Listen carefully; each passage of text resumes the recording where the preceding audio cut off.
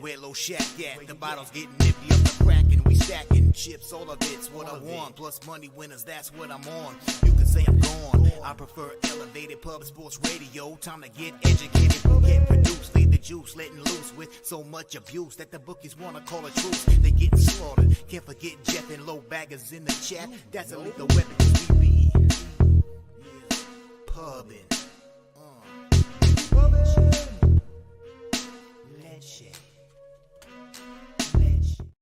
What up, cappers, gamblers, punters, hustlers, low baggers? Happy Wednesday, June 7th to all of you. Thank you for watching Betting with the Bag right here on Pub Sports Radio. I felt like I was set up to have a monster day yesterday. I had the Minnesota Tampa first 5 under 4 at plus 105, the full game under 8 at plus 100. I had Kansas City, Miami, first 3 under 2.5. First 5 under 4.5. 0-0 in both those games after 3 innings. And I end up down 0.30 units on those 4 bets. Extremely frustrating. It was 0-0 going to the bottom of the 5th in Kansas City, Miami. Frustrating. I end up 4-4 on the day, down 0.3 units, but I legitimately thought I was on my way to just a monster day. And they keep having these middling days. Conor Mac joins us today. Maybe he can help, I need a big day, to start feeling really confident. I beat market moves. I felt like I did everything that I needed to do to have a successful day. And still end up 4-4. So it was quite frustrating. But I'm hopeful. I believe in what we're doing, but it was quite frustrating. I have already bet the Vegas Golden Knights in Game 3. I know everybody after Game 1 was saying, it's still going to be a close series and all that rhetoric that I don't agree with. I can't wait to talk about the game in full tomorrow, but I've already moved on the Golden Knights in Game 3 at plus 105 and, dealing with, using a lot of Stanley Cup profits with that. That's the situation. Razor Sharp Picks in the house says Delaware Park canceled today and tomorrow due to the air quality. I think all those fires are coming, all the smoke issues are coming from the north. We have 18 different fires right now in Ontario. And it's not as bad here as it is in like Ottawa and north of the Eastern Seaboard. And that's a problem. Parlay Angel says on his way to New York City, heard they might cancel the Yankees game due to air quality. Razor Sharp Pick says a lot of tracks might be doing this, and Belmont might not happen this weekend. So, our whole plan is for the big Saturday Belmont card. I'm going to keep preparing as if it's on, but we don't know. We don't know what's going to happen. There's also fires all over Alberta, so it's not like it's just the east that's getting hammered right now. So I'm just going to act as if everything is status quo, even though clearly it's not. But the last thing I want to have happen is to hear, okay, everything's a go on Saturday and, not be prepared. So I'm just going to act like everything status quo. Huge show, Razor Sharp Picks and myself on Saturday, but that's dangling. Parlay Angel, safe travels, my friend. Viper NB in the house. Justin McElvey, serious business, ready to get to work. J Dub, Michael Irvalina, Mr. Michael Irvalina. Roger that 215. Wine Time Sports. New Quirker says off to Sin City tomorrow for the weekend. Forte. It's impossible for me to not have a little cold feet after the missteps that Forte's had. And, at this point, I'm going to trust Todd Pletcher. But, Nuke, I'm going to send you a very detailed breakdown of my feelings on Forte here in the next 48 hours. Razor sent me the last video of the misstep. And the last thing you want to have in any race is a horse with built-in excuses. So look, I've got a little bit of cold feet. and I know many cappers are now off of Forte and focusing on Tapit Trice. We'll see, and I will send you a detailed message because you knew how bullish I was on Forte, 2 weeks ago, a week and a half ago. There's Tori Coker. We are talking Game 3 of the NBA Finals here with Darryl Rice after the breakdown of the entire MLB card with Conor Mac. So, Tori Coker, I know you've been counting your Miami Heat money, and you probably will continue to do that. There's Mike M in the house. It's time to get to work. That's right. Jay Smooth says time to get that bread. Nasty Nate Nuggets second quarter. That's been cashing for him. Clint, starting Die Hard MMA podcast, says, good morning, everybody. I gave Adam Fugit yesterday. I'm not sure if I'm pronouncing that right for UFC 289, but said I was waiting on the line. The line has moved. If you want to tail jump in now because it's getting shorter. There you go from our star of the Die Hard MMA podcast. I love it. I love seeing that. Respect. Oh, and the Stacks play today is in. Sorry, I missed that. Nationals first 5 money line. I could have gone in on the Nats first 5 and even first 3 last night, and I saw the market moving slightly towards them, and I still I don't know. It's Zach Davies that's a question mark. I mean, that was a decent start against the Rockies, who are raking righties. I just don't know what the hell Zach Davies is going to bring to the table. But I get it, and I'm going to copy and paste it. I get it. I think you're probably on the right side, and I should probably join you. And the reason, not the reason, but would have had the profit if I had to just bet that Yankees White Sox under 8.5, when after Jose's breakdown, when I was like, yeah, that, correlates with everything. Everything he said correlated with what I felt, except he does not like Clark Schmidt, and I do. And it moved to 8 at the end of the show, and I was filled with rage and did nothing. I should have still bet it, because then if it hits 8 and I get a push instead of a win, I should have still bet it. But, I have to live with that bullshit. All right, it's time to get to work. Thank you for sharing that with us, though, Clint. Lechero in the house. Troy Torrance ready to get to work. Jorge, don't play. Beefy bets 10 units on Jokic and Jimmy Butler head-to-head player prop combined over 2.5 3-pointers at plus 115 for the Beefy bet of the day from Beefy Bets. Let's copy and paste that and have that above our NBA breakdown. It was a fun breakdown. It's a fun series. The NHL Stanley Cup, some people may not be having as much fun as all of us who've been betting the Golden Knights every night, but both the NBA Finals, Stanley Cup Finals are very, very fun. Tori Coker says, damn Rays, Marlins killed his parlay. There's Andrew G. Look at that Piker plus 20 units last 30 days, sitting in third place in the Hubang contest. Need your support to win this thing. I didn't know you were in. I did not know. I did connect briefly with Big Boss today, and man, do I love DJ Big Boss. What a great guy he is. Harold Williams says Cubs first 5 cost me a perfect night. Then they gave up 5 runs in the bottom of the 5th. Yeah, I was sitting there with the thinking, because the only reason why I would have moved with Wes Nesky and the Cubs was because of the market move. And I was like, look, I don't want to just bet that has nothing to do with my X's and O's. It's simply a market move. And then I was like, well, I should have. And then, of course, they break down in the 5th. All right. Wine Time Sports says Angel Stadium was electric last night. Glad I didn't bet the Cubs. There's Dave Redling, Subhuman Gaucho. There is a Slatsy. Rocco Rogers. What a great group. BJ's best bet is in. It's the Mariners plus 100. I'm on the exact same spot, and we'll talk about that here in a second. The Top Crocodile says, how many people took L's on the Pirates? I don't know anybody who was on the Pirates yesterday. Top Crocodile. Who was on the Pirates at minus 260? Did I miss something? Maybe I missed something, but I didn't know that there's not one person that I know that was on the Pirates. You want to take the Pirates at minus 260? Let's get this Nugget spot here locked in. Dave Redling says, will someone please tell the Panthers to talk? I can't wait to talk about that game, but we got to wait a little bit. Okay. Billy Freeman took took a loss on the A's team pull under. BP had Mitch Keller get a win. Okay. So some people did. I don't remember anybody saying, oh, I'm on the Pirates at this price. Dan Kelly says the only good thing about this air quality, it's keeping me in the house to watch JTB. Thank you. Mr. Heat, RVD 420, Coin, Joey Harp, Harold Williams.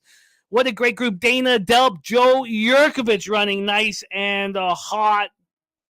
Great to see all you guys. True Allah, 4th and 1 entertainment says top of the hour. Give me a winner, bro, says True. Okay, all right. Morgan Spooner off a 4-0 day. There's Let's Dance. The Dab father in the house. We got to hang out with in San Antonio. Johnny K, UPK, Ayash Allah. Great group of cappers. Joey Harb. Let's get to work. There's Johnny K. Dabra Kadabra has moved on. MPJ believing on Michael Porter Jr. Shot 41% from 3 this year in the regular season. I'm going to cop. That's a fascinating look, Dab, and thank you for sharing that with us. Don't forget, night set. We have a huge programming going on tonight. We have Billy Brisbane hosting our Game 3 of the NBA Finals. That starts at 8:15, and at 10 p.m., the night sesh. Jay Rowe ready to get to work. Christopher Comatini, all you guys, thank you for joining us. Jason Edwards says Rangers and Braves gave me a huge payout last night thanks to the pub breakdown. Love hearing that, Jason Edwards. Well, we have just the man to continue us cashing. A phenomenal capper, one of the unicorn cappers in the industry. He can cap all sports. We have him here for MLB. When you look at his stats over the season with us, now he only gets every 2 Wednesdays, and he gave us the most amount of picks last 2 weeks ago when he was with us than he has on any show. ROI plus 9.29% so far this year. And he's only 9-8, but an average line of plus 107. So when we're watching, CMAC and Big Ragu beat MLB, we also have to notice that their average line is in the pluses. Look at Pete Loshak. His average line's at plus 100. So, we got to be reticent of what the cappers are that we look up to that are what are they doing? If we want to emulate the cash flow that they're bringing in, we need to see what they're doing. And that's a big part of it. Let's get to work. Please welcome from Las Vegas, Nevada, Mr. Conor Mac. Hey, Mac, how are you, my friend? Jimmy, what's going on? I'm pretty good. I've been doing a lot better, but I'm good. I'm ready to rock. I'm ready to make some cash. 2 Wednesdays ago, I was not happy with the ending there of the night with Jose's Red Sox. So we'll get it rolling here today. I'm a little pissed off, but MLB's been very good, to me lately. So I can't complain. Yeah, and you've been great here on the show. For your first losing day on the show, but you're still having ROI plus 9.29%, and it's not one day that matters; it's your overall record that matters. Let's get to work. 2 afternoon games on the slate. We start at 12:35 p.m. Eastern. The Oakland Athletics 13-50, 6-26 on the road at the Pittsburgh Pirates, 32-28, 16-14 at home at PNC Park in Pittsburgh, Pennsylvania. Let's get right to the weather. It's all up here, obviously. I've got both Ballpark Pal and Swish, and I've got them refreshed and ready to go. So let's start with the weather. This game pops off in an hour and 20 minutes, 69 Fahrenheit, 7.1 miles per hour out to right center, gets up to 8.2 miles per hour, and warms up to 72 Fahrenheit. Now, Ballpark Pal does not have a huge advance in offense here in this one. Minus 5% home runs and 0% runs. So it's not hot. It's not humid. It's not sticky. So that's a big part. Joe Yurkovich says, considering the A's early, Hogan looks okay. Londo says Pirates are going to smash today. He's on the Pirates minus 1.5. So Hogan Harris is the question mark here. This is his first career MLB start. We will break him down here in a second. Now, he's had a few appearances, but he's been a primary or come out of the bullpen. Let's start with the total here in this one. We have a big move to the over.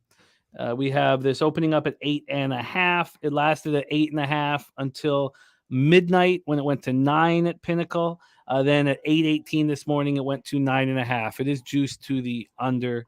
That's where we start here. Let's go over to the money line here.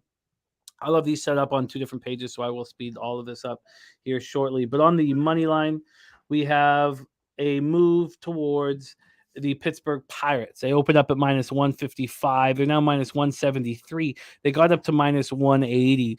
It took an hour and 10 minutes for there to be movement towards, 2 hours and 10 minutes for there to be movement towards the Pirates. And that was a 7-cent move. And 1 minute after that, it was a 4-cent move. So really it was an 11-cent move, but it did take 2 hours and 10 minutes for there to be any movement. Let's go over to the cash flow here. Where is it? Sorry, I don't have it up. Here we go. Let's go to the cash flow on our first game of the day. Afternoon action at PNC Park in Pittsburgh. 88% of the tickets and 79% of the cash are on the Pittsburgh Pirates. A market moving towards them. Then 38% of the tickets and 49% cash is on the under. But we've had a massive move to the over. Sharpie says, today we go for 9 straight days in the black on the best pitching prop show on God's green earth. Balking Dead, 3:10 p.m. Eastern. Morgan Spooner says Pirate spot, first 5 minus a half. Contreras' second home start in a row. Yes, we look at that. But that last start was poor. But you're absolutely right. That's something that we want to have. But let's start with Hogan Harris and discuss him. 3rd round pick in the 2018 draft out of the University of Louisiana Lafayette. And he, this year in Pittsburgh, made 8 starts in Las Vegas in the PCL League, made 8 starts and was very good. That's an offensive ballpark. I mean, C-Mac knows all about the thin air and the high scores. 3.77 ERA, 1.39 whip for him in Las Vegas. In 2022, he, as a 25-year-old started in the high A, which is strange for him. And he was in the high A for 7 starts. And he dominated down there. But that's, this is not a really highly thought of prospect. If at 25 years old, he starts the season at high A, goes into Midland and double A for 7 more starts and looks very good there. 1.67 ERA, 1.05 whip, and then makes it up to triple A where he got lit up. But this year he's been much better. I think that Joe Yurkovich's call on Hogan Harris is legit. I agree. I think Hogan Harris has earned his opportunity here and he's pitched well enough to have it. He's not not a highly thought of prospect, but he's not a bum. Roansy Contreras coming off his last start at home was ugly. 5 earned runs in 4 innings, 7 hits, 2 over 6 Ks in a 7-5 win over the Cardinals. But you're right, at home he's been very good. 3.12 ERA, 223 opponent's batting average. Since May 1st, the A's are hitting just 207, 619 versus righties. But the Pirates aren't hitting lefties, 246, 66 OPS. The A's bullpen has been bad, 5.57 ERA, 1.45 whip, while the Pirates bullpen has been a little worse than mediocre, 4.36 ERA, 1.32 whip. There you go. Table set. C-Mac. Can you bring some clarity to this one? I've made 4 bets before the show or last night. Nothing this morning, even though there's some I wanted to, and I've not moved on this one. Take it away for us, C-Mac. A's, Pirates. Shout out to the chat. Appreciate you. Shout out to Razor and his horse show. I couldn't join him, but I'll be on Thursday. I've been feeling like shit lately, but I'll try to jump on my guy tomorrow. Hogan Harris. I think this is kind of a bad spot for him here, Jimmy. He's kind of been hit and miss. If you want to talk about in the PCL League, like with the thin air, and his ERA's been pretty good. And he's kind of just rushed into this with all the injuries, this rotation's dealing with. I think this is kind of a bad spot for him. You mentioned now he's finally starting. I mean, he went 5 innings, both those in relief. But you mentioned the Pirates' struggles hitting kind of as of late, still hitting 263 over the year here versus lefties. I think this is a spot for them. You talked about the A's put a bunch of runs yesterday. They're hitting 206 against righties. I can't back them. I know the A's have been a little bit better and cashed a little bit lately for some people, but I like the Pirates here, -0.5. I just think it's a little expensive, and I haven't made a move. Let's see where Pinnacle is hanging this number.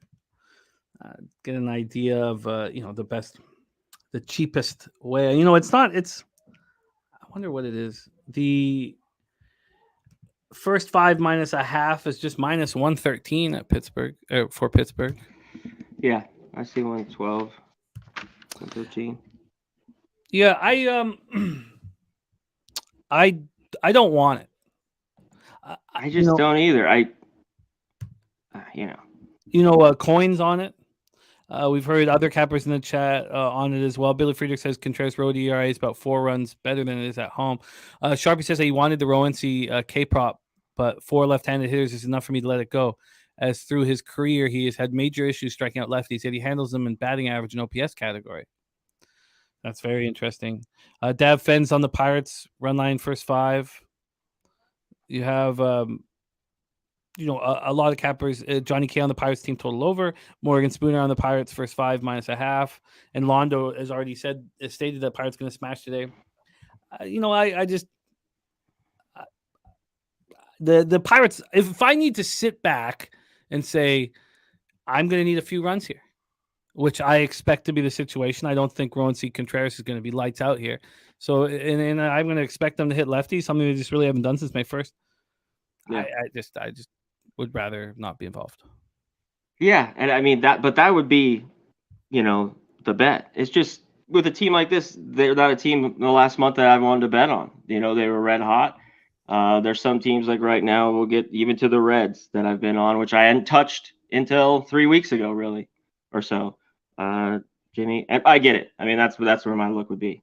Free bet here, Pirates. Flea Maida says, what about the total on this game? There's been a monstrous move to the over. There's really not that much money on the over. So it would have to be over or pass.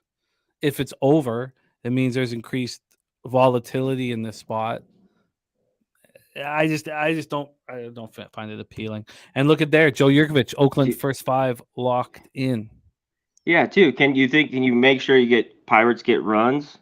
Can they get 3 in the first 5? What's their team total? 2.5? Yeah. I don't know the number. The first 5 team total is 2.5 minus 122 at Pinnacle. Yeah, that's too much juice.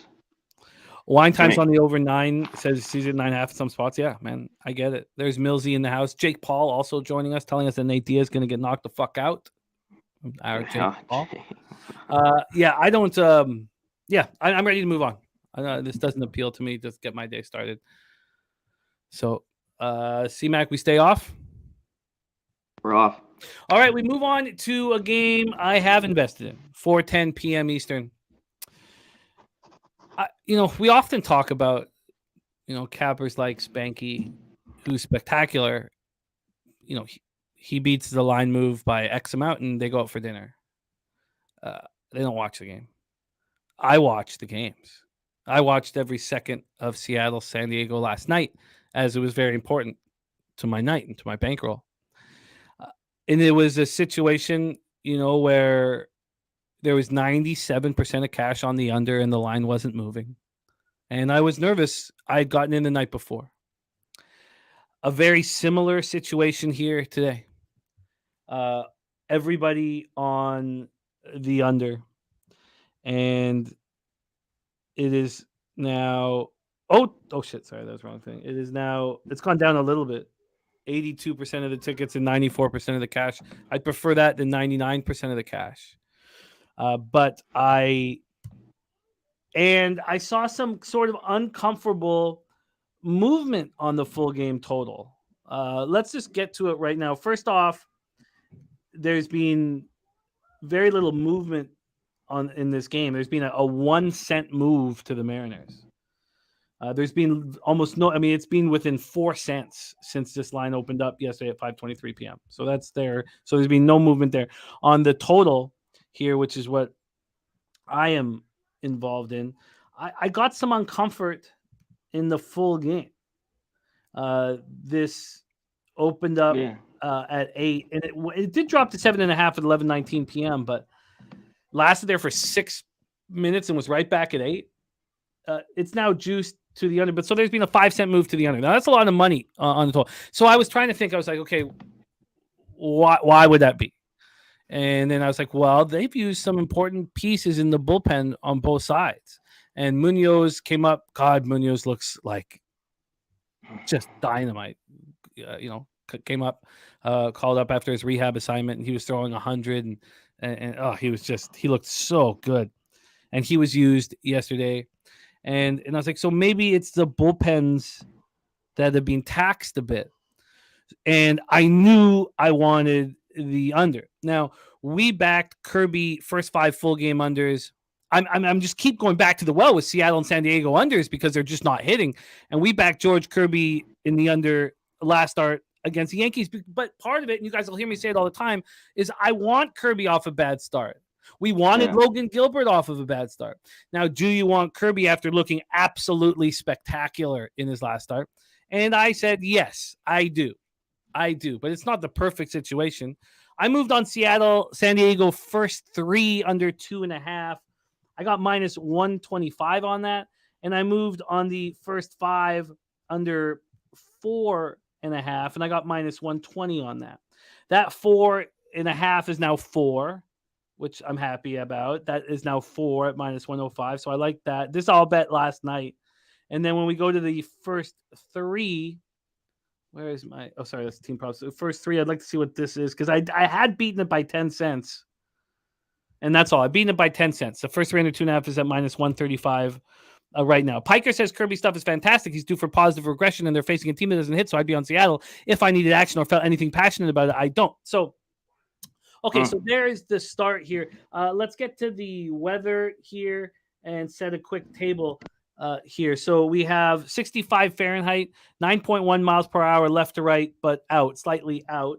When we go over to a Ballpark Pal here, they have Petco as the worst spot due to a marine layer here for offense today. Minus 15% runs, minus 7% home runs, minus 11% doubles and triples, and minus 10% singles.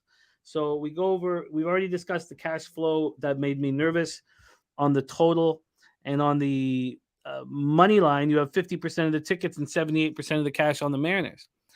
So if I was on the Mariners, I would want to see a market move in their direction. So what is that telling you? That Kirby's not going to be as good as he was in his last start, or maybe on the road where he's been spectacular? 2.34 ERA, 233 points batting average, 25 strikeouts, 4 walks. He's allowed 2 home runs in 34 2/3. Or is Michael Wacha going to be very good here?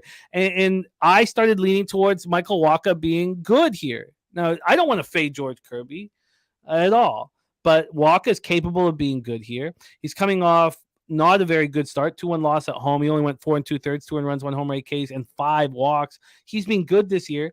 He's been good at home, 222 opponents batting average, 34 innings. He's allowed 4 homers in those 34 innings. But the Mariners are hitting 228, 682 OPS. When Teo hit the home run and then Julio hit it afterwards, they hadn't hit a home run in 6 games. They're freaking out. They pull out the trident, which makes them look like ass clowns. Makes them look like they're playing Little League somewhere. And the Padres aren't hitting either. 204, 637. A Mariners bullpen is going to get better with Munoz in it, but it's taxed. And the Padres bullpen's been the best in Major League Baseball. So that's my spot. We have a BJ's MLB best bet. He's on the Mariners at even money. There's Vitalis in the house. Let's bring on the star of Say Hey Plays of the Day. This is his Say Hey Play of the Day spot. Please welcome from San Antonio, Texas, by way of Virginia, by way of Venezuela, Jose. There's blood on my tits, Bouquet. Jose, how are you? I'm doing well. Trying to keep up the mad scientist chic as always with my hairstyles. Everyone says that I look like a chemist, which is nice.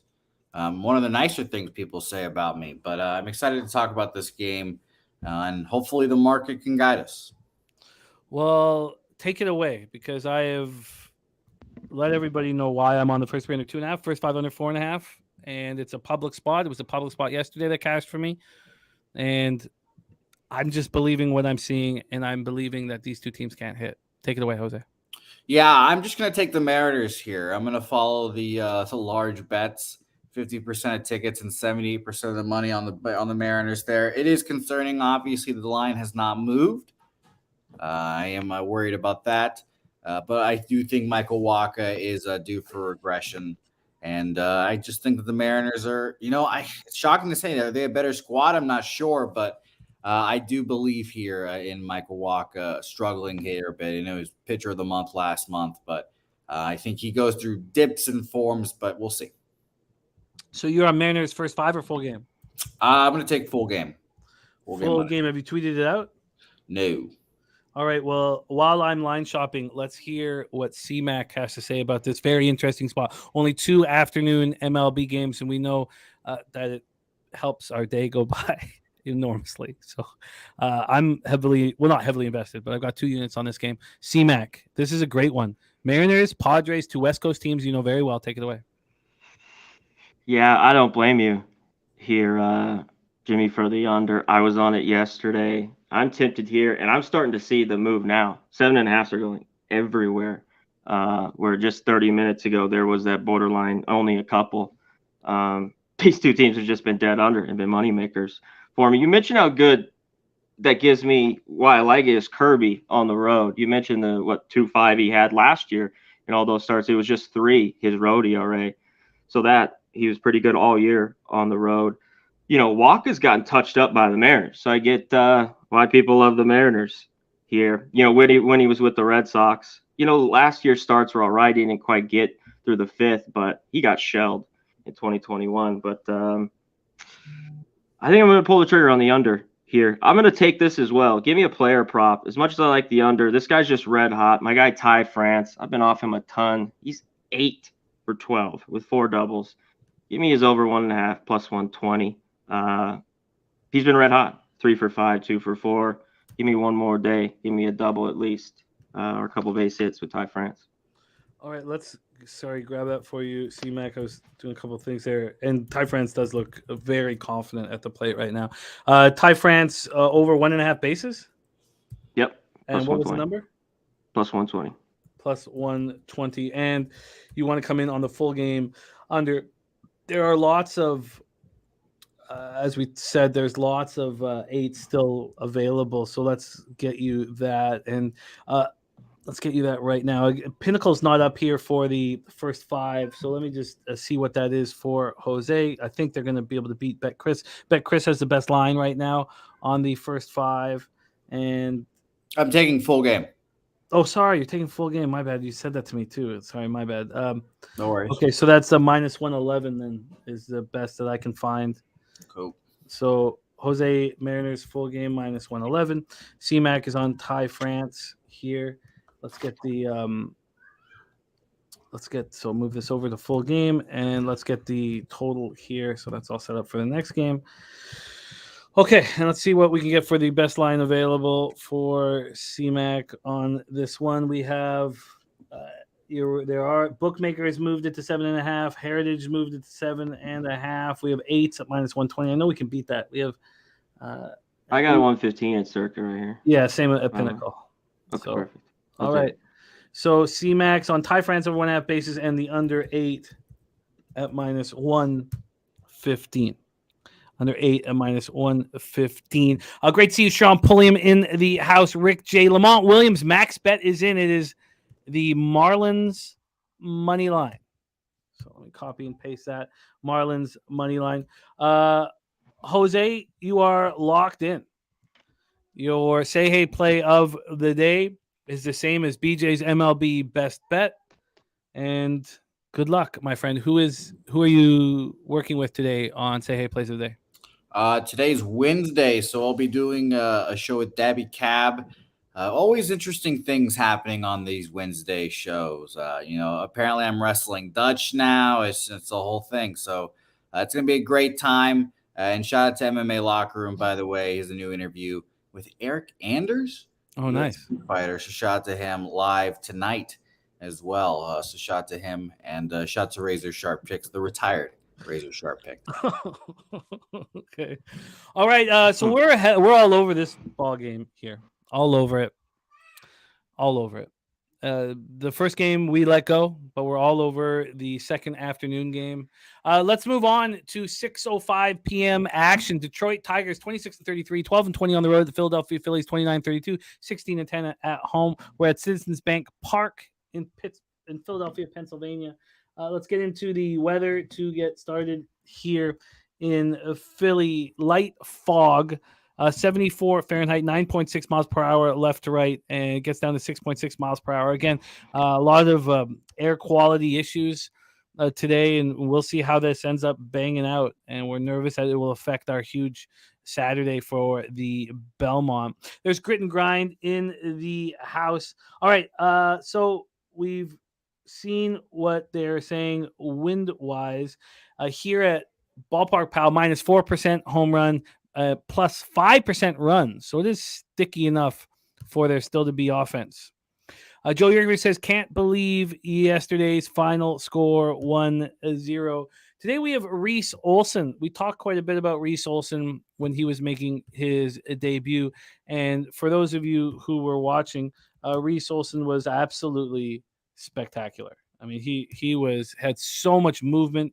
He was so confident. It was impressive. Now, he had a no-hitter through 4, I believe, but makes it through 5 innings, allows 2 earned runs, 6 Ks, 1 walk. It was a 3-0 loss at the White Sox. This is a 13th round pick in the 2018 draft out of high school, but he's earned his way up here. He's gone, from a high A to double A in 2021. Then in 2022, he was in double A, 4.14 ERA. And then in triple A in Toledo, he didn't look very good. But this is a guy with a very, very high strikeout numbers. And it's impressive. It's very, very impressive. There's Carlos Garcia, Heat, Moneyline, and White Sox first 5. I will copy and paste that here right now. Thank you for sharing that with us. So what's Reese Olson going to do for an encore? And I would be concerned. I really would. I would be concerned. Let's see what the line history has done and the total here for this one. First, we'll do the line history. We have the Phillies are, opened up as monstrous favorites, minus 231. Right now they're minus 237, so 6 cents of movement towards them. From a total side of things, this opened up at 8.5 and has dropped a full run to 7.5. But it did actually open up at 8 at Pinnacle. But there are some offshores that opened at 8.5. It's opened up at 8 at 5:23 p.m. It moved to 7.5 at 11:25 p.m. So you have a huge favorite with low volatility. Zach Wheeler on the other side, coming off a start at the Nationals where he got lit up and smoked, 3 2/3, 8 hits, 7 earned runs, 1 homer, 3 Ks, 1 walk. At home, he's been much better than he's been on the road, though. 3.53 ERA, 218 opponents batting average. Tigers are not hitting righties, 221, 644 OPS. Phillies, 253, 721, and both bullpens have been very good since May 1st. Very good. Let's just take a look at the cash flow and then hand it over to our guy, C-Mac. Cash flow wise, we have 18% of the tickets and 86% of the cash on Reese Olson. Then you have 69% of the tickets and 64% of the cash on the under. Take it away for us here, C-Mac. Tigers, Phillies. Yeah, this when I was looking at it last night, the 8 and then the 7.5. Obviously, I think Wheeler's going to pitch well. But he hasn't been good all year. There's a few guys today, middling. And the start before that, he was so dominant. It looked like he turned the corner. He had 12 Ks in that start against Atlanta, and then gets ripped. They think he's going to be better. I got to look into this air quality thing here, Jimmy. I mean, I think this is because it's so big here with the Phillies. The only way I could look, I think Reese Olson gets hit. I want to jump on the Phillies, their first 5, and maybe their team total. I want to see how low it was, especially after yesterday's game. I don't think he's that good. I think he's all right. I saw some of his start last time, but I've seen him in AAA. He walks too many guys, and if that happens, I think he can get tagged here early. So that's what I was looking at. I have Phillies team total circled here. I would be I'd be betting this if there wasn't a move towards the under. Well, yeah, that was another thing. It's got me on pause about it too. Mm-hmm. I'm going to think about this more. I can tell you that the first 5 team total over for the Phillies is 2.5 at minus 110. Yeah. For the Tigers, it's 1.5 at plus 117. So second road start here for Olson, and maybe he's good again. I don't think he's the real deal, but maybe he throws well again. This is tricky. I find it a tricky spot. But I like it after a sort of on a pitcher that didn't have enormous potential or anything like that, has an excellent first start. I'd love fading him in the second start, but Christopher Carter is not concerned. He's going to take the 7.5 over. Beefy Bets has Wheeler getting the win tonight, but This Londo liking the Tigers money line. This is going to be a stay off spot, unfortunately for me in the end. Do you want me to put a question mark beside? Yeah, if I play it, I'll let you know.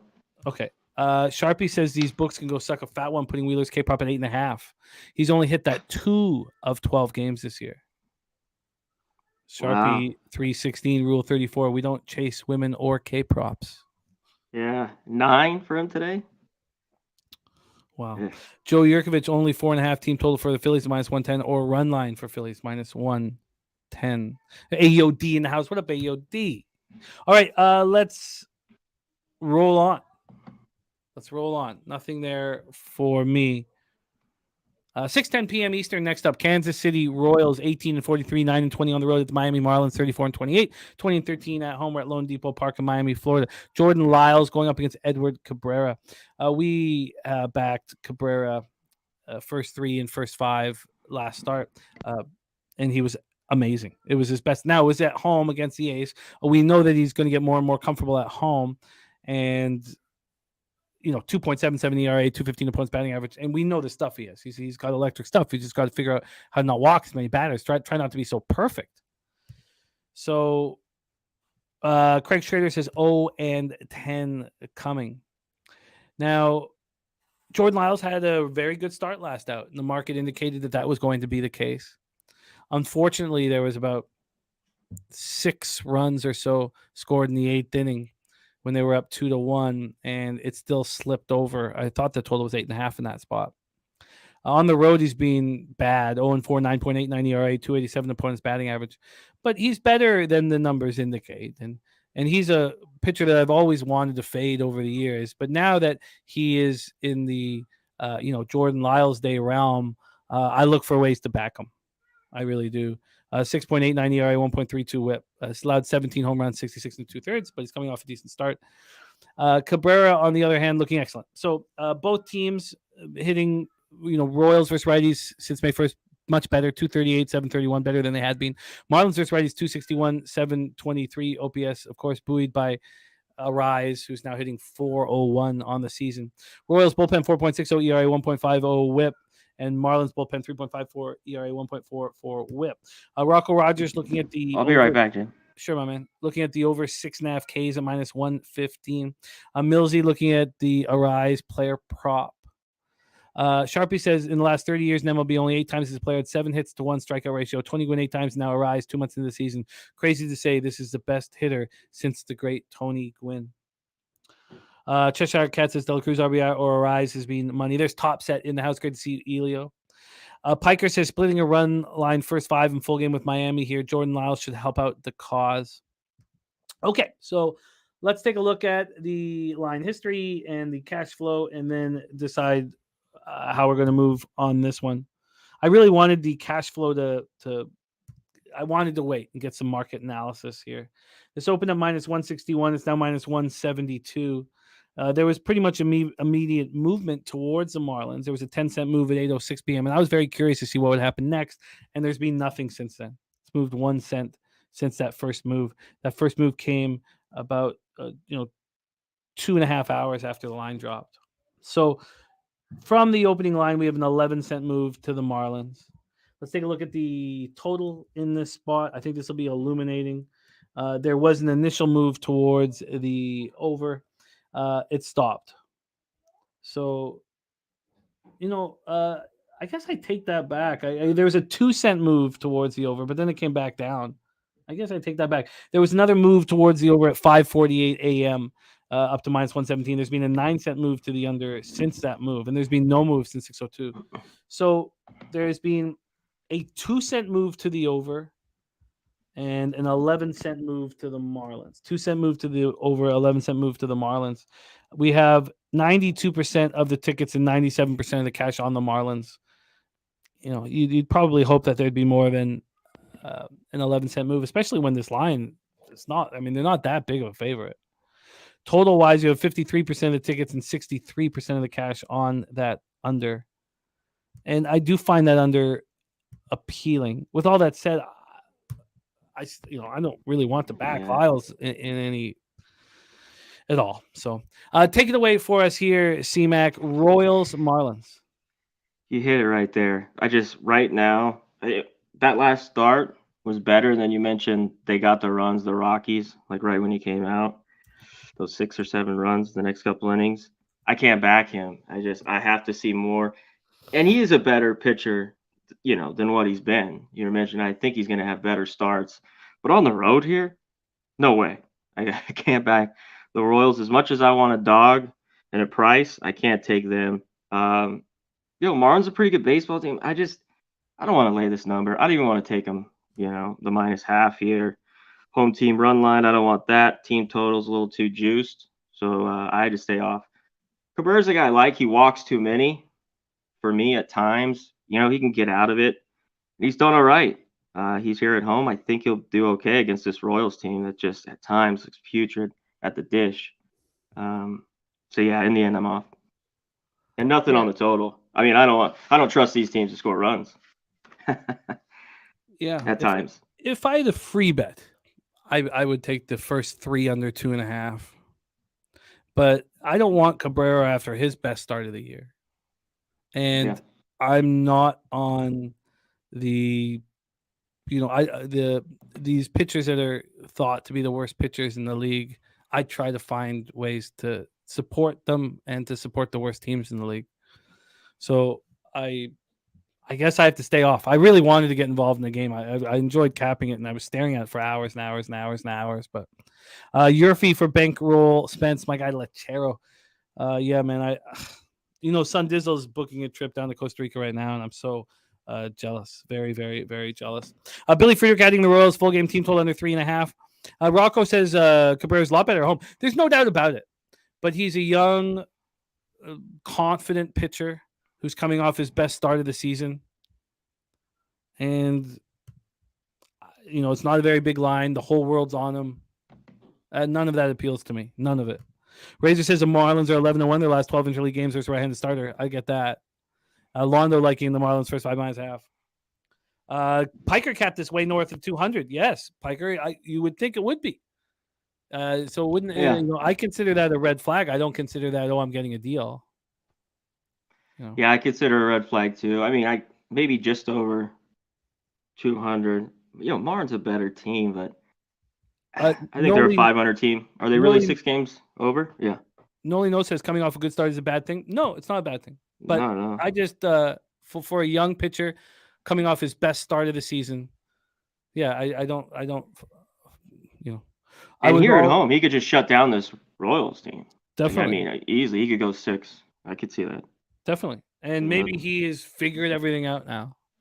Maybe he's going to come out here and be elite. That's all well and good. If we go over my sides in the last 2 weeks, the spots where I'm backing a pitcher that I believe in off of a bad start, my ROI is just out of control, spectacular. And so that's in my head, obviously, Noli. So no, but coming off your best start of the season, 10 strikeouts, 1 walk against the A's, you guys can have them. And I hope you guys, get paid up. All right, let's move on. Next up for us, 6 Nuke Worker, Safe Travels says, I got to go, fellas. Catch you tomorrow from Terminal 3. I love it, Nuke. And I will send you my detailed thoughts on Forte. I just want a few more days with it. I'll see him soon this weekend. I will see nice. Nuke. You're going to see the Nuke. Nice. Oh, yeah. Nice. Oh man, take a picture of you guys having a drink together for us so we can pump it out. I love the Nuke, man. That guy is just money in the bank. You guys know that we have a filmmaker doing a documentary on our group and filmed C-Mac, and he also went and filmed Nuke at Nuke Spot, and he just loved Nuke. So I know that you will too. I know we all will. All right, let's roll on. Razor looking at the over 6.5 of strikeouts. Wild Hound says, on my way to Istanbul for the Champions League final, which starts on Saturday. Wild Hound, you're a monster. Yeah. That's so dope, dude. That sounds like a wild trip, man, for the Wild Hound. I love it. All right, let's move on. 6:40 p.m. Eastern. Minnesota Twins 31-30, 13-16 on the road at Tampa Bay Rays 44-19, 27-6 at home. Tropicana Field in St. Petersburg, Florida. You have Pablo Lopez going up against Sean Armstrong, journeyman pitcher who has good numbers and deserves to be here. And we always trust whatever the Rays do with their pitchers. So I thought here, and maybe this is wrong, but I know how bad the Twins have looked offensively of late. And I thought, this is a good opportunity to move on the Rays, I thought. But there's been a legit move towards the Minnesota Twins, a big one, 15 cents. The Rays have moved 17 cents, minus 141 to minus 124. The Twinkies have gone from plus 130 to plus 115. And that just stopped me in my tracks. So I was like, okay, well, I'm wrong here. This total opened up at 8.5 and is now moved to 8. It moved actually a couple times to 8. So it moved to 8 at 9:25 in the morning and only lasted there for 16 minutes before it went to 8.5, and then moved back to 8 again at 10:48 this morning. None of the other books that I see here have moved it to 8, but that's a big time book moving it to 8. Let's take a look at the cash flow for this spot. We money line 62% of the tickets and 80% of the cash are on the Minnesota Twins. If I'm trying to figure out why they think that I think the easiest way to explain it is that they expect Pablo Lopez to bounce back from his past start. And I get that. Total wise, you have 54% of the tickets, 48% of cash on the under. Seems like there's a little bit of concern on that under. There's Dutch Boy Fresh in the house. We already discussed the big show tonight, 10 p.m. night sesh. 10 p.m. night sesh tonight. Lopez coming off allowing 6 earned runs in a 7-6 win at home over Cleveland. It was ugly. He's not been pitching well at home. He's been much better on the road. 3 ERA, 2.11 opponent's batting average. And then we get to Sean Armstrong, who now this is a bullpen day. This is a 18th round pick in 2011 out of East Carolina Pirate. So we know that Nicholas Earl is very excited about this pitcher here. He's been good for the last year and a half. He's earned this promotion in the minors in 2022. He had a 2.57 ERA. He looked good. 2.57 ERA with a 1 WHIP. This year in the minors, he's had 7 appearances and 9 innings. He has allowed just the 1 run, 0.44 WHIP, and then he's pitched in 2 innings here and looked good, and he's earned this. He's absolutely earned this opportunity. Twins versus righties, 218, 694 OPS. Rays, 244, 737 OPS. Twins bullpen, 3.13 ERA, 1.29 WHIP, being very, very good. While the Rays bullpen has those numbers. Now, this is since May 1st, but they had that blowout against the Jays, so it's hurt them, but they've not been very good, but they look great yesterday. Take it away here. My idea was off, so I just thought it'd be best to talk that with you guys. Take it away, C-Mac. Twinkies, Rays. Yeah, this one's tough for me as well. I'd probably talk about on these shows how difficult the Twins are for me to just bet. It's like them and the Brewers. I've always had trouble, especially the last couple of years. My guy Pablo Lopez, which the last few years I've loved to back. I don't want to back him right now. Jimmy, it seems like even his last start after he goes 5, he just fell apart. And that seems like all his starts. He's having this 1 inning where he just gets ripped apart. You know what I mean? And he hasn't had that many good starts. He had a couple early on. He gave up 6. Toronto, he gave up 4. Dodgers, he gave up 5. Can we get runs here? It's hot. I lean the Rays as well. I wanted to talk this over too. The Rays have just been good to me all year. And I really don't want to fade them here with this dog. So right now it's just Rays or nothing. I agree. And that means it has to be nothing. Top Crocodile, I know you're not asking me, but I will answer it. It's not just the public that are on the Twins, it's the big bets as well. So 60% of the tickets, 80% of the cash. Okay. Joe Irvin says, can't fade the Rays at home. I'm not going to get in the way of the big bets and the belief in Pablo Lopez. And I mean, if I consider Pablo Lopez a good pitcher, which I do I consider him an elite pitcher? There have been times No. I have, but I Yeah. don't feel it right now. So I mean, he's never been a 1, but there's been times at home where I thought, you bet him every chance you get. But I'm with you. This kind of goes against my plan, so I'm off of this spot. So should we move on, C-Mac? yeah, let's move on. And there, Nolino says Pablito is suspect right now. Billy Frieder says Twins are 11-8 on the first 5 road run line this season. Tampa 25-8 first 5 at home. Yeah, he's been so good at home. Okay, let's move on. And I want them to slow down at some point. I got that big ticket on the Orioles for the division, which I still kind of believe in. All right, let's move on. 7:05 p.m. Eastern. Arizona Diamondbacks 36-25, 16-11 on the road to the Washington Nationals, 25-35, 12-20 home. Nationals Park in Washington D.C. I want to back Patrick Corbin here. I do. The problem is that the Diamondbacks hit lefties hard, and yeah. And why it's like optional. Like my stepdad used to always talk about optional misery when I was younger, and some of the bad choices that I was making, and it just feels like that here, doesn't it? It just feels like why do I really need this now? I'm only looking in that direction. That's it. Don Play, they've been doing that since the pandemic, and trying to speed up games that run around second, but don't do it in the playoffs, thankfully. Diamondbacks Nationals Park in Washington D.C. Let's get to the weather first here. And maybe I end up talking myself up into the Nats. Maybe I do.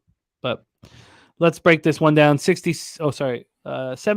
Fahrenheit, 6.6 miles per hour left to right. And then it becomes in at 5.7 miles per hour. 79 down to 73. Let's see where Ballpark Pal puts Nationals Park. They have Nationals Park as minus 4% home runs and minus 4% runs. Stacks play today is Nationals' first 5 money line. Joe Yeager says Nats bullpen have been bad, really bad. They have been 5.20 ERA, 1.56 WHIP since May 1st, but I would just want the Nats first 3 and first 5. Billy Friedrich says Corbin due for some negative regression even at home. I don't know. I mean, at home he has a 4.35 ERA. Opponents are hitting 289 against him. He has 22 Ks and 5 walks, but he's allowed 4 home runs and 39 and a third. I mean, Wine Time says only 33% of tickets, but 62% cash on the Nats. I mean, that's telling you that the Nats are sharp action. And maybe I should just. But Zach Davies has always been just an enigma for me. Tricky. Me too. Okay, but let's do the line history here. Pinnacle now has the Nats at plus 112. I was staring at them at plus 118. So they're now plus 112.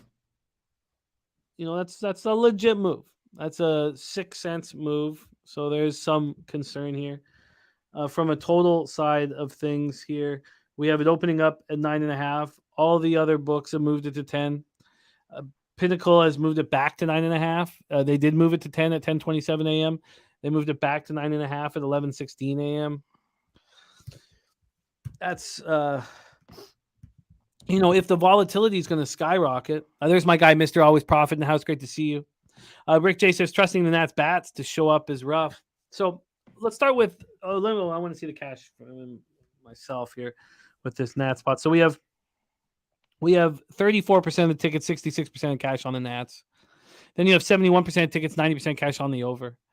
Robert Franklin's on the over in this spot. I mean, what would I double up on this spot? I mean, it's just hard to pull the first trigger. 5 is 5.5. 2. Let me pull that up here. So we have 9.5 and 10s everywhere really, except for Pinnacle on the full game. On the first 5, let's see if we have different action here. Yes, 5.5s across the board, and it depends. Like the sharp books have it juiced to the no. Oh no, God, it's not. That's not even right because Chris has it heavily juiced to the over, but Pinnacle has it juiced to the under. My bookie has it juiced to the under. God, this is tricky. But there's clear, sharp action. Noli says Jimmy loves misery, trying to find a way to get on this game. I do. I love bum fights. I do. And I think I'm talking myself into it here. Now, okay, so this is where I would say we have an advantage. So Zach Davies, he's got the change up that's tricky. You've seen a ton of them, C-Mac. And his first 2 starts were against the Dodgers, right? His first start was at home, and he shut down the Dodgers. Then he faces the Dodgers again at Chavez Ravine, and he allows 5 earned runs. Oh, no, it's the other way around. Sorry. First start was in L.A., and he was excellent. And then he's had 3 straight home starts since then. And so the second time was at home. Sorry, okay? So 3 straight home starts, and now he goes back on the road. He got all comfortable. His last start at home over the Rockies was pretty good, but it was a 3rd straight home start, spot where I like the back pitchers. He never look at his K to walk ratio. It's always going to be atrocious. The Diamondbacks versus lefties 261, 769, but the Nats are hitting righties 268, 743. And so I guess when it's all said and done, I would like to back Corbin, but I don't want to double up. And I'd probably rather have him first 3 than first 5, but it's not like Zach Davies is good second time through the lineup. So take it away, C-Mac. I'm all ears. Yeah, let's go to the total. I mean, that hook, I don't love because I think these guys do get hit here. You mentioned both these pitchers have trouble second time through the lineup. Man, I can't live off 5.5. If I got beat there. Corbin, I think the second start, he was fade last year. I haven't bet against him or with him at all. I've just stayed off. You talked about he's been better as of late. You go in 6 innings, he's given up 2 in a ton of these starts. D-backs hit lefties, like you mentioned. If I had a 9.5, I'd take this full game over with these bullpens. 10, I still think it's all right. I still think there's runs in this game. Hey, Nats have been making me money lately. I don't blame why you don't want to look, why you want to look at them. But I can't do it with Corbin. Real quick, with Davies, too, he can go out there and shut people. It's just crazy. You talked about the good changeup. He just mixes pitches, keeps it down. He can be on it. He can get tattooed. So tough here. I think it helps to have seen his changeup before, and let's just go to bat over his pitcher. I would imagine that there wouldn't be much history with these Nats batters. He's got decent numbers. Dickerson's the only one that's seen him. Yeah, 15 at bats. The rest of are 4 or less. Huh. And then Kettle Marte, as Rocco's talking about in the chat, is a 3 for 6 with 2 jacks. Yep. He's a circle for me. It's a good bet. He's cashed for me big, him and Walker, when I've been on their props the last month. And Mike M looking at Corey Dickerson for the RBI, says that's a great look. Wow. I want to do it. UEFA Conference League final action from the Wild Hound. Thank you for sharing that with us, my man. No Vig. I can't double up. I just can't have. I'll fucking lose it if I'm wrong. Billy Friedrich adding the Diamondbacks run line and Rays run line parlay at plus 470. Be well, my man. Safe travels on the road, Billy Friedrich. Love capping with you, my friend. Love it. You're a lot of fun, man. Respect and drive safe. I don't know what to say, man. I guess the Nats first 3 at plus 100. There's not a chance that I can double up on it, but the Nats first 5 at plus 110. I mean, I don't want. Look at the way Marte hits them. You got to let. Okay, maybe I should just let it go. Okay, at this point, I hope I have 4 bets on the card, which is fine. So let's just move past it. Craig, I want to move on it, but something inside is like something in my gut. It's just like doesn't feel right. Let's move on. 7:05 p.m. Eastern. Chicago White Sox 27-35, 11-20 on the road at the New York Yankees. 36-26, 19-14 at home. Peyton Weems asking about that Pirates A's under 9. We focused all of our action on that Mariners Padres game. So no, nothing was appealing to us to actually bet here. Nationals are 5-1 their last 6 Wednesday games. Mike, I'm looking at Josh Donaldson RBI. Clearly the sharp money's on the Nats. Why can't I just trust it? It goes with my X's and O's. Yeah, and that Oakland game is all 9.5, mostly now too. I gotta have the balls to bet the Nats. Can I find it? Can I dig deep and have the balls to bet the Nats here? I don't know. Well, if you do, you're right with the first 3. I mean, and that's at plus 100, but that plus 110 is kind of nice on the first 5. Yeah. If for me, I've backed Corbin at home a few times this year at big numbers, and that kind of makes it easier to stomach. But okay, I'm not going to sit and hum and haw. Let's move on to this one. This is a fun one. Yankee Stadium in the Bronx. White Sox 27-35, starting to play some better baseball. DC Capper on the Chicago White Sox. And Robert Franklin, Nats relievers trash. Yeah, no, it would only be first 3, first 5 if I was to move on it. Dadfen says so easy under Yankees yesterday as long as Judge not in the lineup. I'm off Yankees and looking at the unders.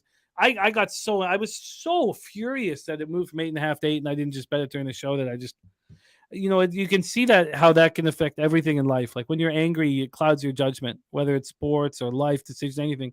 When you're furious, your decisions are just cloudy, and they're, you have to be able to take a walk or do something to clear your head so that you're not filled with rage. If I had done that, I would have realized, the 8's fine.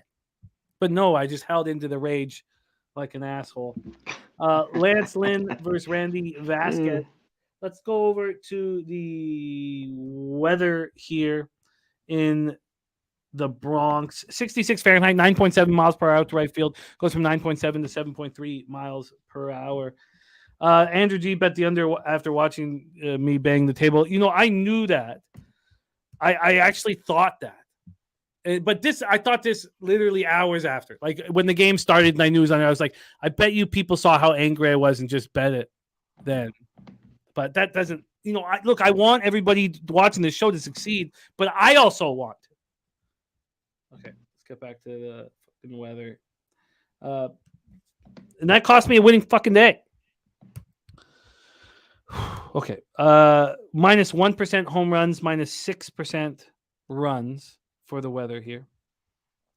And Randy Vasquez. So we have a very similar situation here as we have with what the hell's his name on the Tigers? Reese Olson. You have Randy Vasquez, who was not, the highest thought of prospect, but legit. Brian Watson, I think he's going to be out for a while. I mean, he was just put on the 10-day IL with the toe, but that's a tricky injury. That's a tricky injury to come back from. So Lance Lynn going up against Randy Vasquez. So Randy Vasquez went 4 2/3, 2 runs, 1 homer, 6 Ks, 3 walks, and a 5-1 loss at home versus the Padres. But he pitched decent, and he gave them a chance to win. Let's go over to the line history here and the cash flow. So first off, money line in this Lynn Vasquez spot. There's just been a massive move to the White Sox. This line didn't come out till 8:05 this morning. I was waiting to get that knowledge. We've heard Sharpie talk often about, what happens when the left-handed bats come in against Lance Lynn, and it's illuminating. We saw the Angels fill their lineup with left-handed bats and absolutely destroy Lance Lynn. How many left-handed bats do they have set up in this lineup? Rizzo, Bowers, and Cabrera as a switch hitter. You have Torres, LeMahieu, Stan. You have all these righties. I'm starting, and also this is the spot where, Vasquez wasn't spectacular, so it's not like he's going to be all full of himself. Like he didn't even make it through 5, so I should take that back. Like I can't use that angle that I would use with Reese Olson here. This total opened up at 9, and has dropped to 8.5 at Pinnacle. It dropped to 8.5 a couple times. The first time it dropped to 8.5, it lasted there for 35 minutes before it went right back to 9, and then it dropped 8.5 again about 45 minutes ago. So Piker says Yankees heavy lean. I would have bet it if not for Judge being out. Not sure I like a judgeless Yankees lineup. True. And then Joe says, how about backing Lynn after getting crushed? Yeah, couldn't we explain what happened? I mean, Sharpie put it on a tee for us why the Angels were going to trash him. He's not been very good on the road, but this guy wore pinstripes. I mean, this guy was a Yankee. I thought he was the perfect Yankee. I thought this guy could have been there for a while. White Sox aren't hitting righties, 231, 660 OPS. Yankees now 241, 748 since May 1st. Both bullpens have been excellent. And yeah, I don't let's just take a look at the cash flow here. I was about to say I don't see why we wouldn't be moving on this under as well, but DC Capper on the over. Let's take a look at the cash flow. 79% of the tickets and 97% of cash on the Yankees. And the market clearly moving towards the White Sox. Then you have 37% of tickets and 89% of cash on the over. 89% of cash on the over, and it moves to 8.5. 97% of cash on the Yankees, and it moves towards the White Sox. Well, God, we got to bet the under and the White Sox. Take it away for us here, C-Mac, a fascinating one that I think I'm going to be all over here. White Sox, Yankees. Yeah, I get why you maybe want to look at the under, but I can't trust the pitchers. I have to see more of Vasquez. You talked about it. I thought he was all right in his start, and I was trusting him. I was on it. I think I was on I forget the under on Friday. I forget. Or maybe the Yankees. I'd have to double check. Yeah, Lance Lynn's just a guy from years back that has made me a ton of money that I don't bet much on anymore. White Sox. I'm sorry to interrupt you. I got to interrupt you here.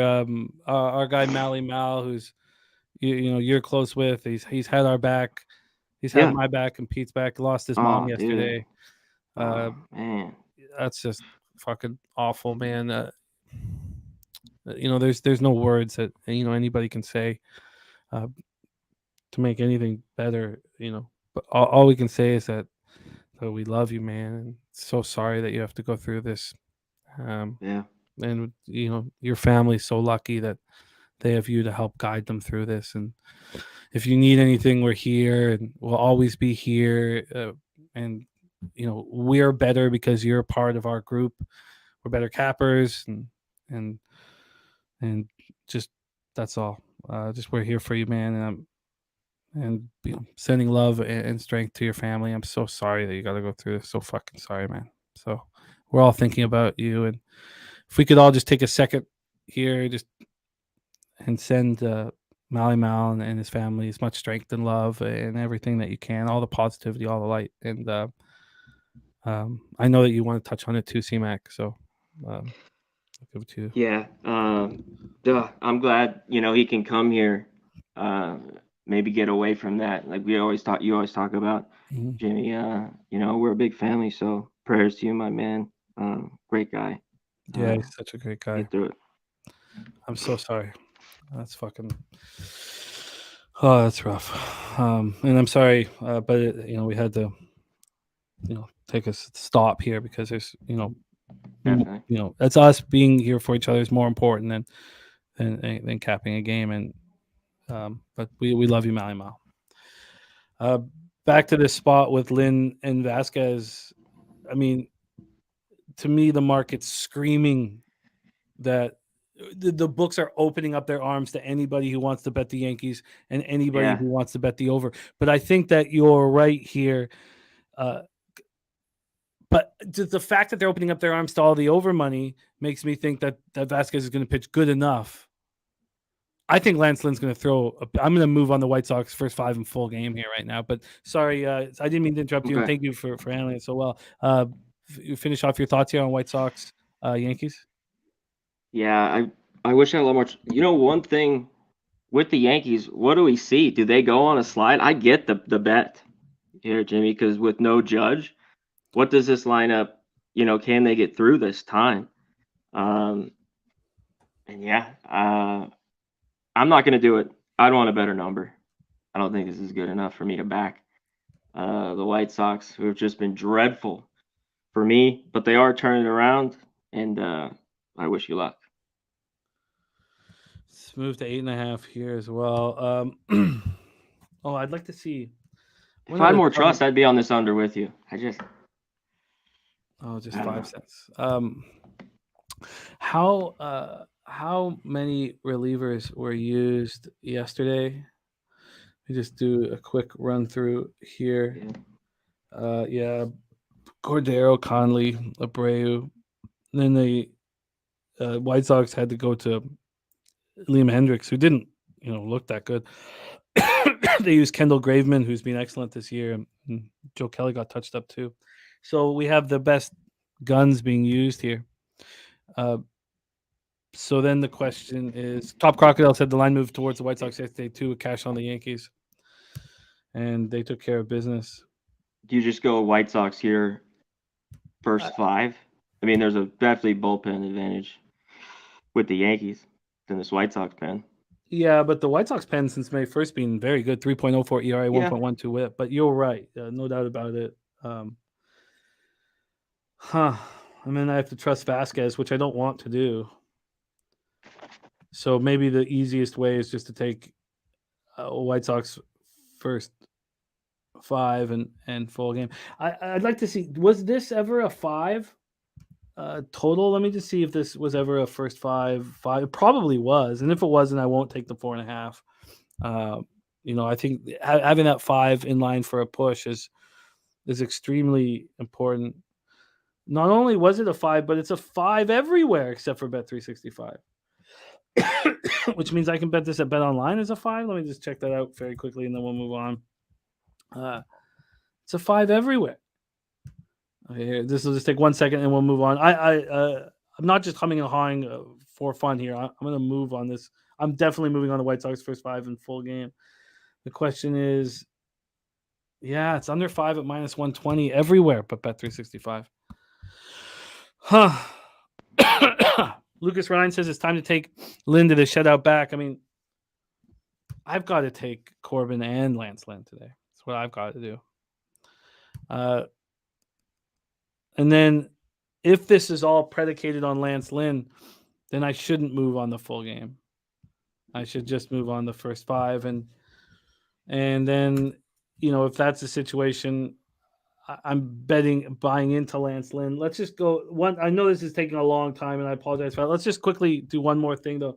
Let's go to the batter versus pitcher numbers here and decide if it's good enough, and then I will move on because I can cut this down to just the White Sox first 5.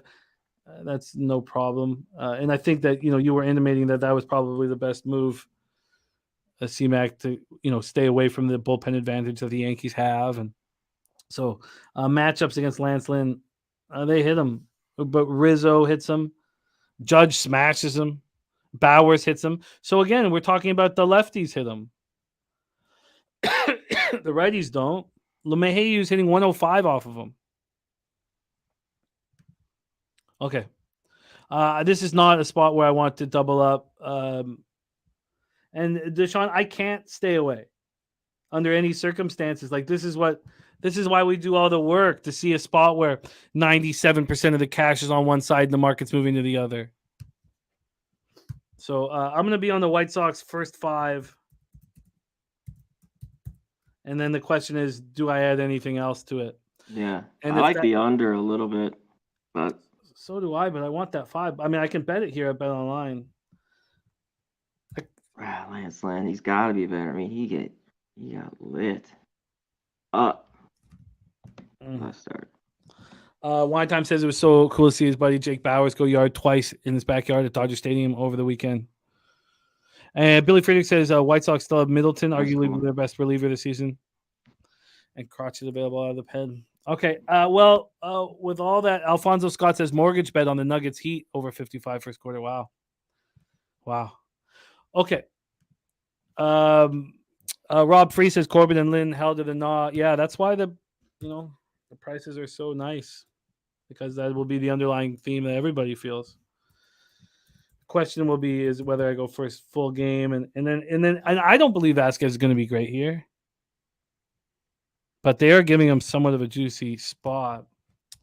Okay, so then I'll think about this first 5 under. God, I'm gonna have a lot of decisions to make after the show. Okay, all right, let's move on. Next up for us, 7:07 p.m. Eastern, Houston Astros 36-25, 18-11 on the road at the Toronto Blue Jays 34-28, 16-11 at home.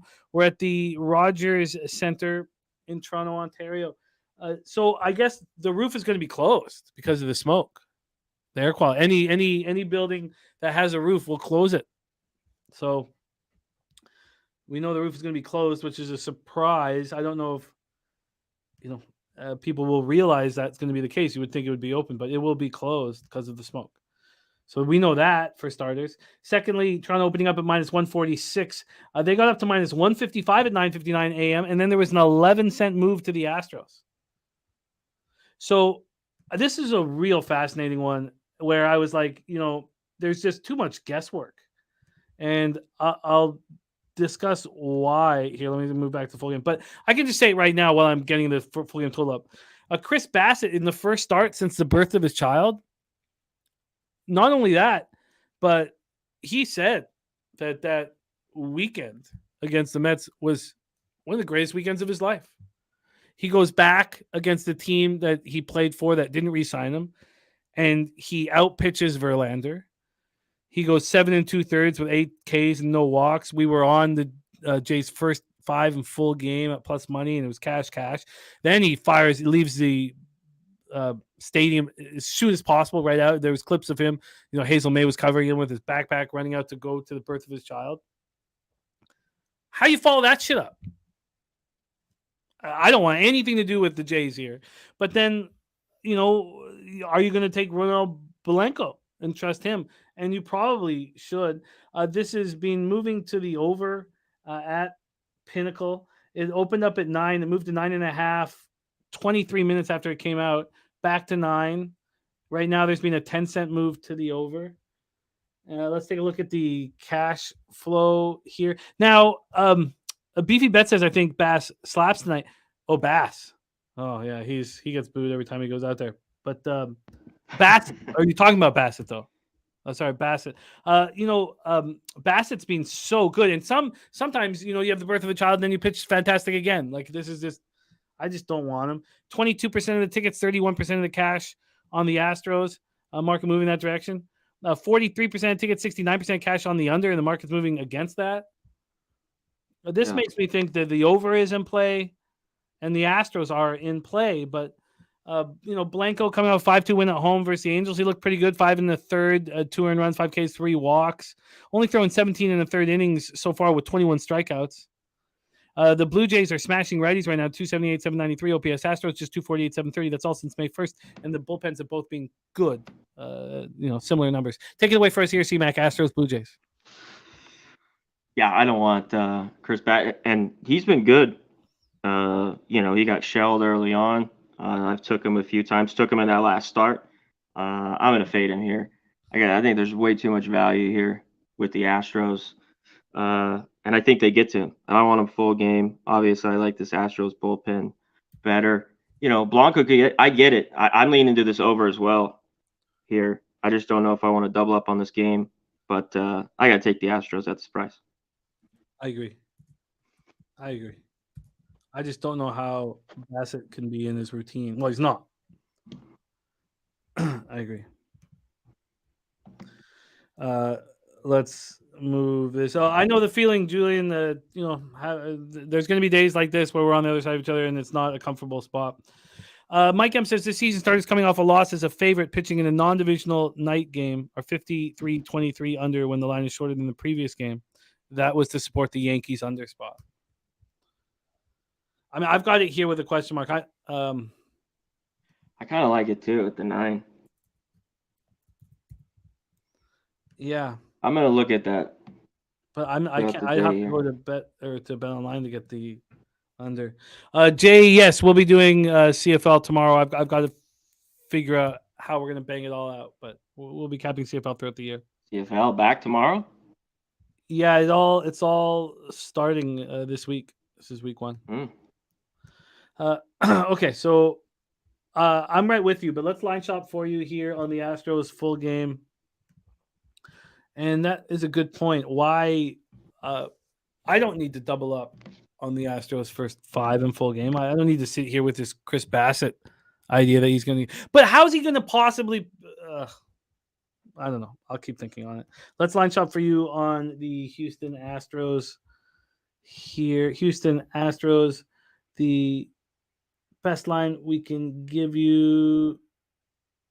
I see a bunch of plus 132s, but I think I can beat that here. Plus 135 at Bookmaker and Heritage. Is that cool? Does that work for you? That works. Astros. So C-Max moving on the Astros. Full game Astros at plus 135. And I want in. I want in on all this, and I want in on the over. But the roof is closed, and the ball doesn't roll like that. Joe Yeager said the team could rally behind a new dad. Well, that would help for the over.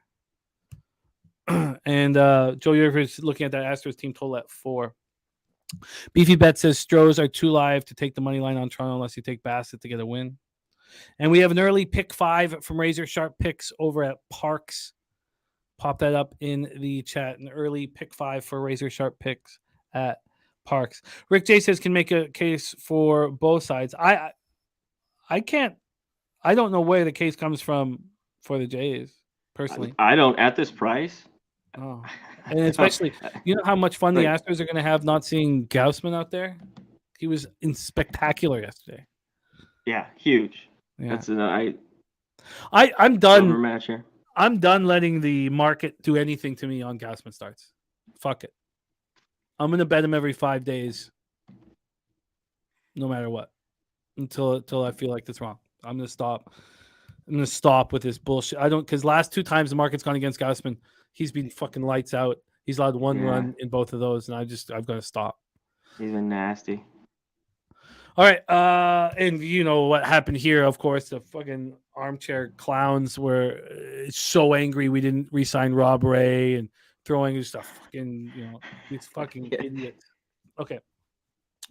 All right, so I like that. I like that game a lot, and I want to be heavily involved, and I can't wait to watch it. Let's move on. 7:10 p.m. Eastern, Boston Red Sox at Cleveland Guardians. We're Progressive Field in Cleveland, Ohio. So I told you guys I already moved on that Mariners spot, but I did the same thing here, and it may blow up in my face. But I just, we heard Jose talk about the Red Sox bullpen being better this year. But on a day here where it's another bullpen day with Cutter Crawford starting, and then I took this dive into Tanner Bybee, and I was like, God, he's been excellent everywhere he's gone. This guy has not gone anywhere since C.S. Fullerton where he hasn't just been excellent. I mean, what do you want to do? He started last year in Lake County in High A, a 2.59 ERA, 1.06 WHIP.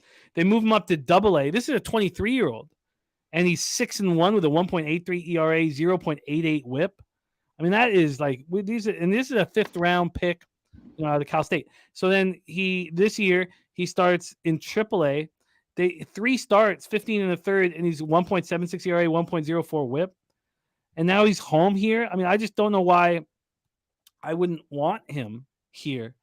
So I already moved on the Guardians on the -1 line. And then again, it looks like it was a mistake, at least market-wise. Now, this total has dropped considerably. It opened up. Oh, I guess it hasn't at all books because, wow, okay. So Pinnacle opened this up this morning. Now, there were books that opened this up yesterday afternoon at 8.5. So it drops to 7.5. Pinnacle doesn't open this up till 8:07 this morning at 7.5. And in 14 minutes, it goes up to 8, then drops back to 7.5. So we're sitting here at 7.5. But that's not my concern. My concern is the money line, which had no movement towards. Now it's come back. So this opened up at -127 at 8:07 a.m. And there was, I had to guess. I thought there would be movement towards Bybee and the Guardians. So I bet with the money line at -130, the run line at +155, I got like a +111, I think. And now there's been a 4-cent move, but it had gone to minus 142. There was a 15-cent move as of 10:41 a.m., which if I saw that, I'd be really confident in this spot. Noli Knows has given us the signal. Dead under here in Cleveland. Let me touch on the weather here, and then we're going to bring on a ringer who knows this team very well. First, weather-wise, in Cleveland, 9.5 miles per hour in between 9.5 and 9.7. So we'll go over to Ballpark Pal and see where they have this one. And they have, where the hell is it? Here we go. Minus 24% home run rate. Minus 24% home run rate and minus 13% run rate. Clearly, that's a big part of this. Don plays the first 5 under the way to go in this game. I mean, the market's moved quite a bit, but let's bring on our ringer. We'll pull up the cash flow and all that, but let's bring on a star of Say Hey plays of the day, talking about his Red Sox. Please welcome Jose Wipe My Tits Bouquet. Jose, first off, I want to talk Cutter Crawford, your thoughts on where the bullpen shapes up today. But first, let me give everybody the cash flow on this spot. The cash flow on Red Sox Guardians. We have a 40% of the tickets, 69% of the cash on the Guardians. I like that. 73% tickets, 97% cash on the under. You know, it's just gone too far. I'm going to let them have that. So talk about Cutter Crawford and talk about your thoughts on where the bullpen stands on this bullpen day and how far Cutter Crawford, how deep he'll go. He's going to go. He's a full starter. But he just started on Saturday. Yeah, I think he's going to go. Like I think he'll go 5-6 innings if he can, you know, and with 3 days rest. Yeah, he's a sicko. This Cutter Crawford. I think he's gonna go. I don't think it's a traditional bullpen day. Like he's gonna go 2 innings and then they're gonna take him out. You know, if that's the case, then it's gonna be Crawford or Kluber behind him too. So I really think he's gonna go like 4 innings. And then maybe we'll see Pivetta or Kluber right behind him. But I really think that he's going to go deep. But I side with the Guardians with you, Jim, just based off the market. Like you mentioned, 60% of bets and 61% of money. 60% of bets, I should say, on the Red Sox, but 61% of the money on the Guardians is the first telltale sign. And then obviously the under has been smashed. And I was on the over yesterday, I was on the under yesterday, and it snuck over. Truthfully, I want to be on the under here again, just because I think that this is a under game. But 97% of the money and 73% of the bets on him, and the market and the line dropped already like a rock. So I'm passing on this game, but I do expect Cutter to go 4 or 5 innings here at the very least, if he's pitching well. On 3 days rest, well, that's shocking to me that you would think that his long start so far, or his long appearance, being 2 innings. Yeah, he's the guy that took Corey Kluber's spot, essentially. He's a good starter. He's capable. I feel that, but sorry, he went 3 innings on Saturday. Wow. Okay, C-Mac, take it away. That was not what I was expecting to hear. With Cutter on 3 days rest. Take it away, C-Mac. Red Sox, Guardians.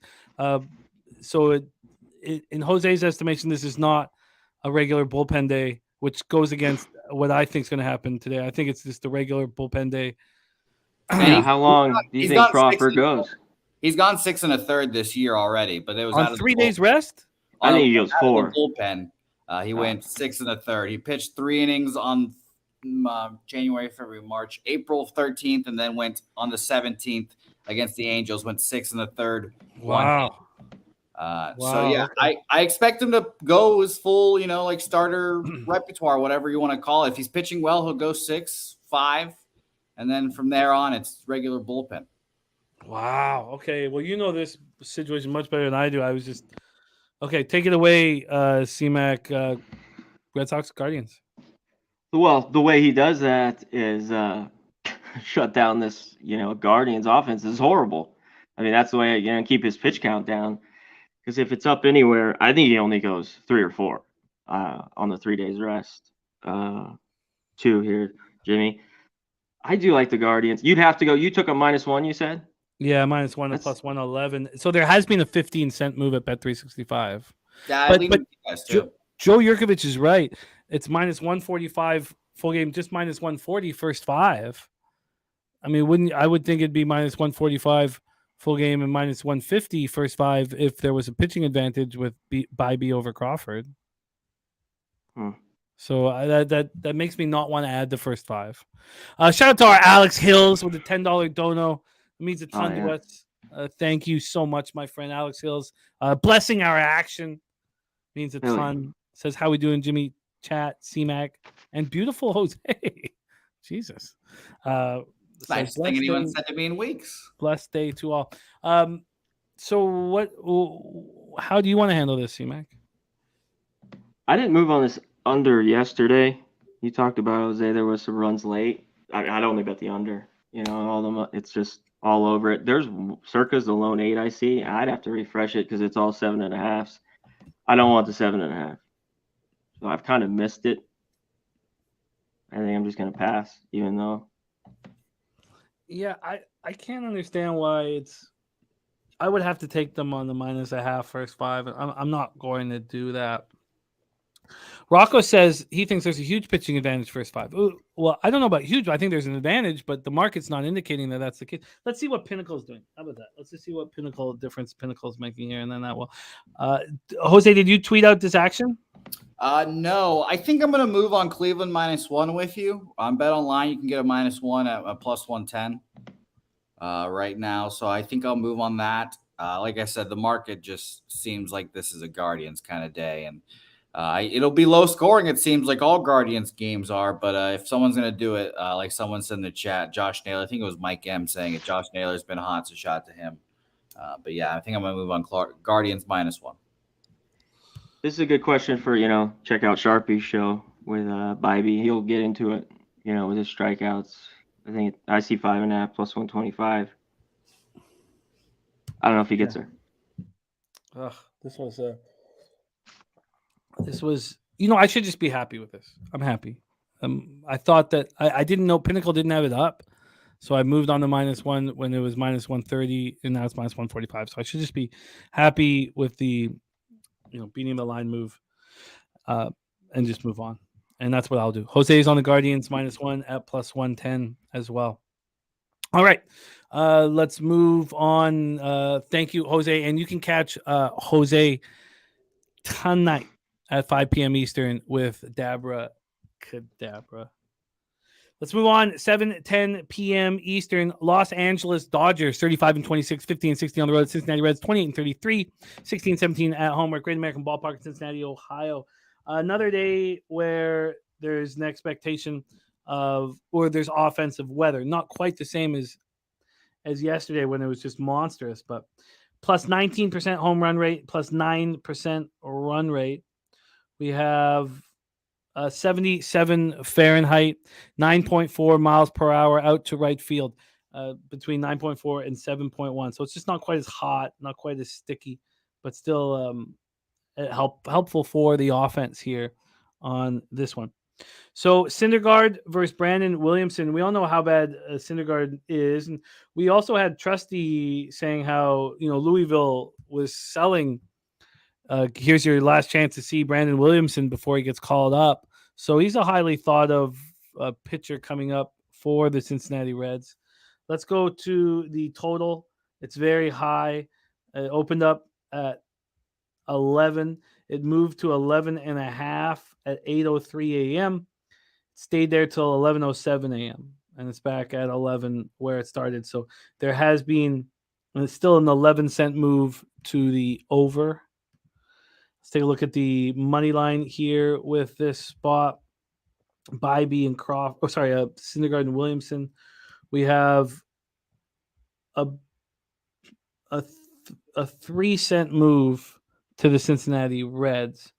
Had there ever been? No, I guess there's. It's always. I guess there's never been much movement. There's been 5 cents of buyback, so there had been a 7-cent move to the Reds. So a slight move to the Reds. And a slight move to the over. See if the cash correlates with all of that. 47% of the tickets and 88% of cash on the Reds. Just a slight move towards them. Then 79% tickets, 97% cash to the over. Razor saying over is 5-0 last 5 meetings. Cincinnati over is 5-0 last 5 meetings between these two teams. Syndergaard's being awful. 6.54 ERA, 1.39 WHIP, just 35 Ks and 52 in the third, 10 home runs allowed. Last start was at home against the Nats in a 10-6 loss. He allowed 5 earned runs in 5 innings, 3 jacks. On the road, he's been atrocious. 9.9 now, just 20 innings of sample size, but 9.90 ERA, 349 opponent's batting average. Brandon Williamson on the other side. Highly thought of pitcher coming off an extra inning loss at home versus the Brewers, but 6 2/3, just allowed 2 earned runs, 6 Ks and 2 walks. But he struggled at home in a very small sample size. He's thrown 11 innings at home. He's allowed 9 hits, 7 runs, 5 of which were earned, 2 homers, just 9 Ks and 6 walks. The Dodgers are smashing lefties right now. Since May 1st, 278, 943 OPS, and the Reds don't have the power against righties, 244, 711. Dodgers bullpen being surprisingly bad. 4.79 ERA, 1.29 WHIP, and the Reds bullpen being mediocre. Rocco Rogers on the over 11. Piker says Syndergaard's not good. High volatility, spot favors plus money anyways, and this move was sharp as usual when it comes to the Reds. I mean, there's big bets placed on the Reds. I would want a more legit move towards them personally, but I get it. Steve G on the other side, Reds and the under. Let's hear what C-Mac has to say. His Dodgers in play. Dodgers, Reds. Yeah, I think I don't know if I want to move on it too, like you just talked about, Jimmy. This is Reds or nothing, especially early. Syndergaard he can't get it done, especially on the road. He had a start or two that have been all right at home, and he's not going to be in this rotation much longer. It's tough to watch him right now pitch. He's really a shell of himself. There should be runs. This total's obviously way high. There was a bunch of runs last night. I don't love how the Dodgers lost yesterday, but this is Reds for me, and there should be a ton of runs, and you're not getting bargained on a lot of these props in this game because they're thinking there's going to be runs. Are you going to make any? I'm going to wait on this. Wait on this one? On the Reds. We have prop looks from the cappers in our chat. Mike M., star of the Pimp Slap play of the day, is on India plus 155. Says if you're only playing one, this should be it. On the RBI of the day, 4-0, up 7.45 units. RBI play of the day, Jonathan India plus 155. Then Rocco Rogers has Freddie Freeman over 1.5 total bases minus 115. Freddie Freeman over 2.5 total bases plus 150. Home run plus 390. Jonathan India stolen base at plus 390. And Ellie De La Cruz stolen base plus 330. The over 11 as well. And it is 1-0 A's early. Top set with Reds, first 5 team total over. Cuban Wayne Gretzky looking at Mookie Betts' home run. Yeah, the 2.5 with the Reds team total, I'm interested. Verse 5. Cuban also looking at Spencer Steer, home run, Cuban Wayne Gretzky. I agree that there's a pitching advantage for Cincinnati Reds. But I don't know, right? I mean, I think he is going to be okay, but the Dodgers he's going to have some growing pains. The Dodgers are destroying lefties, and we've already seen Williamson kind of struggle at home so far. So I'm off. But Razor has given us angles on the over, also angles on the under. Under 19, 6-2 in Dodgers last 27 games with a total set 11 or higher. Wow. Okay, I'm off here. Let's see how many games we have left. 1, 2, 3, 4, 5 games left. I had told our guy Derl that be ready at 1. I will send him a message here in a second. Polo this, Polo that says, I work in Midtown Manhattan. I've never seen anything like this. Looks like we're in Canada. It's an eerie vibe in NYC right now. Hope you and the fam are safe. Wow. Polo this, Polo that. Wow. It is the smoke has come. I wonder what's going to happen to these games.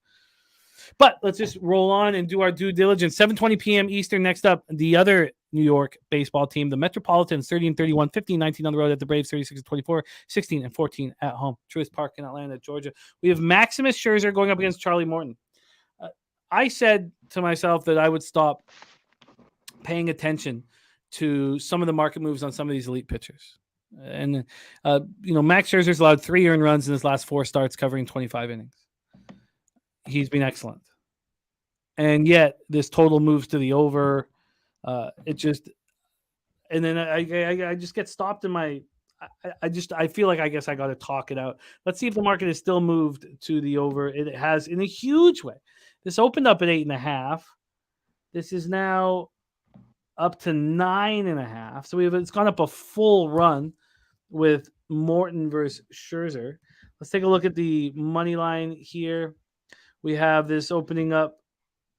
Sorry, we have Morton opening up -109, now -123. There was immediate move towards the Braves, and I was like, well, I guess you're saying that Morton is going to, pitch up to the level of competition. 39-year-old Morton's capable of doing that, and I mean, it's crazy. Morton last start was good. 3-2 loss at Arizona, 7 innings, 3 earned runs, 9 Ks, 2 walks. He struggled a bit at home this year. 2-3 over 28 1/3. And Polo that says New York isn't hosting any games today, in his opinion. All the smoke coming down from Canada. 4.13 ERA, 257 opponents batting average, 5 home runs. Mets are not hitting righties, 236.89. Braves are a bit, 246, 747. And Mets bullpen's been bad of lately, and the Braves bullpen has been middling. Robert Franklin on the Mets money line. And Piker says, yeah, I don't understand the excitement on the over here. I want to back Scherzer first 5, not sure. A's are up now 3-0. God, it's just wild. And there is DX Filer in the house. So let's just see what the cash flow then is for this one. We have 60% of the tickets, 72% of cash on the Braves. Market indicating that they're the spot. You have 69% of tickets, 95% cash on the over. The books seem very concerned about that, moving it all the way up to 9.5. Take it away here. It's kind of the opposite of my X's and O's. Legitimately, I was looking at these two pitchers. I was like, oh man, this could be a really fun battle between these vets who will step up here, but market not saying so. Joe Yurkovich, great call on that one. Rocco on the over 5.5 Ks for Scherzer. Take it away first here. C-Mac, Mets, Braves. Yeah, right away. Even looking at it last night and this morning, just moving to the over. Morton's been all right at times, and Scherzer's last 4 starts, that one at Detroit where he was bad, where he gave it 6 runs, but he's been very good. I think he might get hit a little bit. I mean, there's been moderate success. Both these teams hit 236, 237. Obviously, there's long balls with these pitchers they give up, but their averages aren't great. I kind of like the Braves too. I just really don't want to go against Scherzer. This was a wait for me. And plus, I'd probably take him -0.5 if I went with him. I don't know if I want to do that. The market's just throwing me for a loop, an absolute loop. I've got to just let it go. Yeah, with Scherzer, I mean, he's been very good lately. I mean, it's tough to just want to fade him. Against Taijuan Walker in that start against the Phillies, the market did the exact same thing.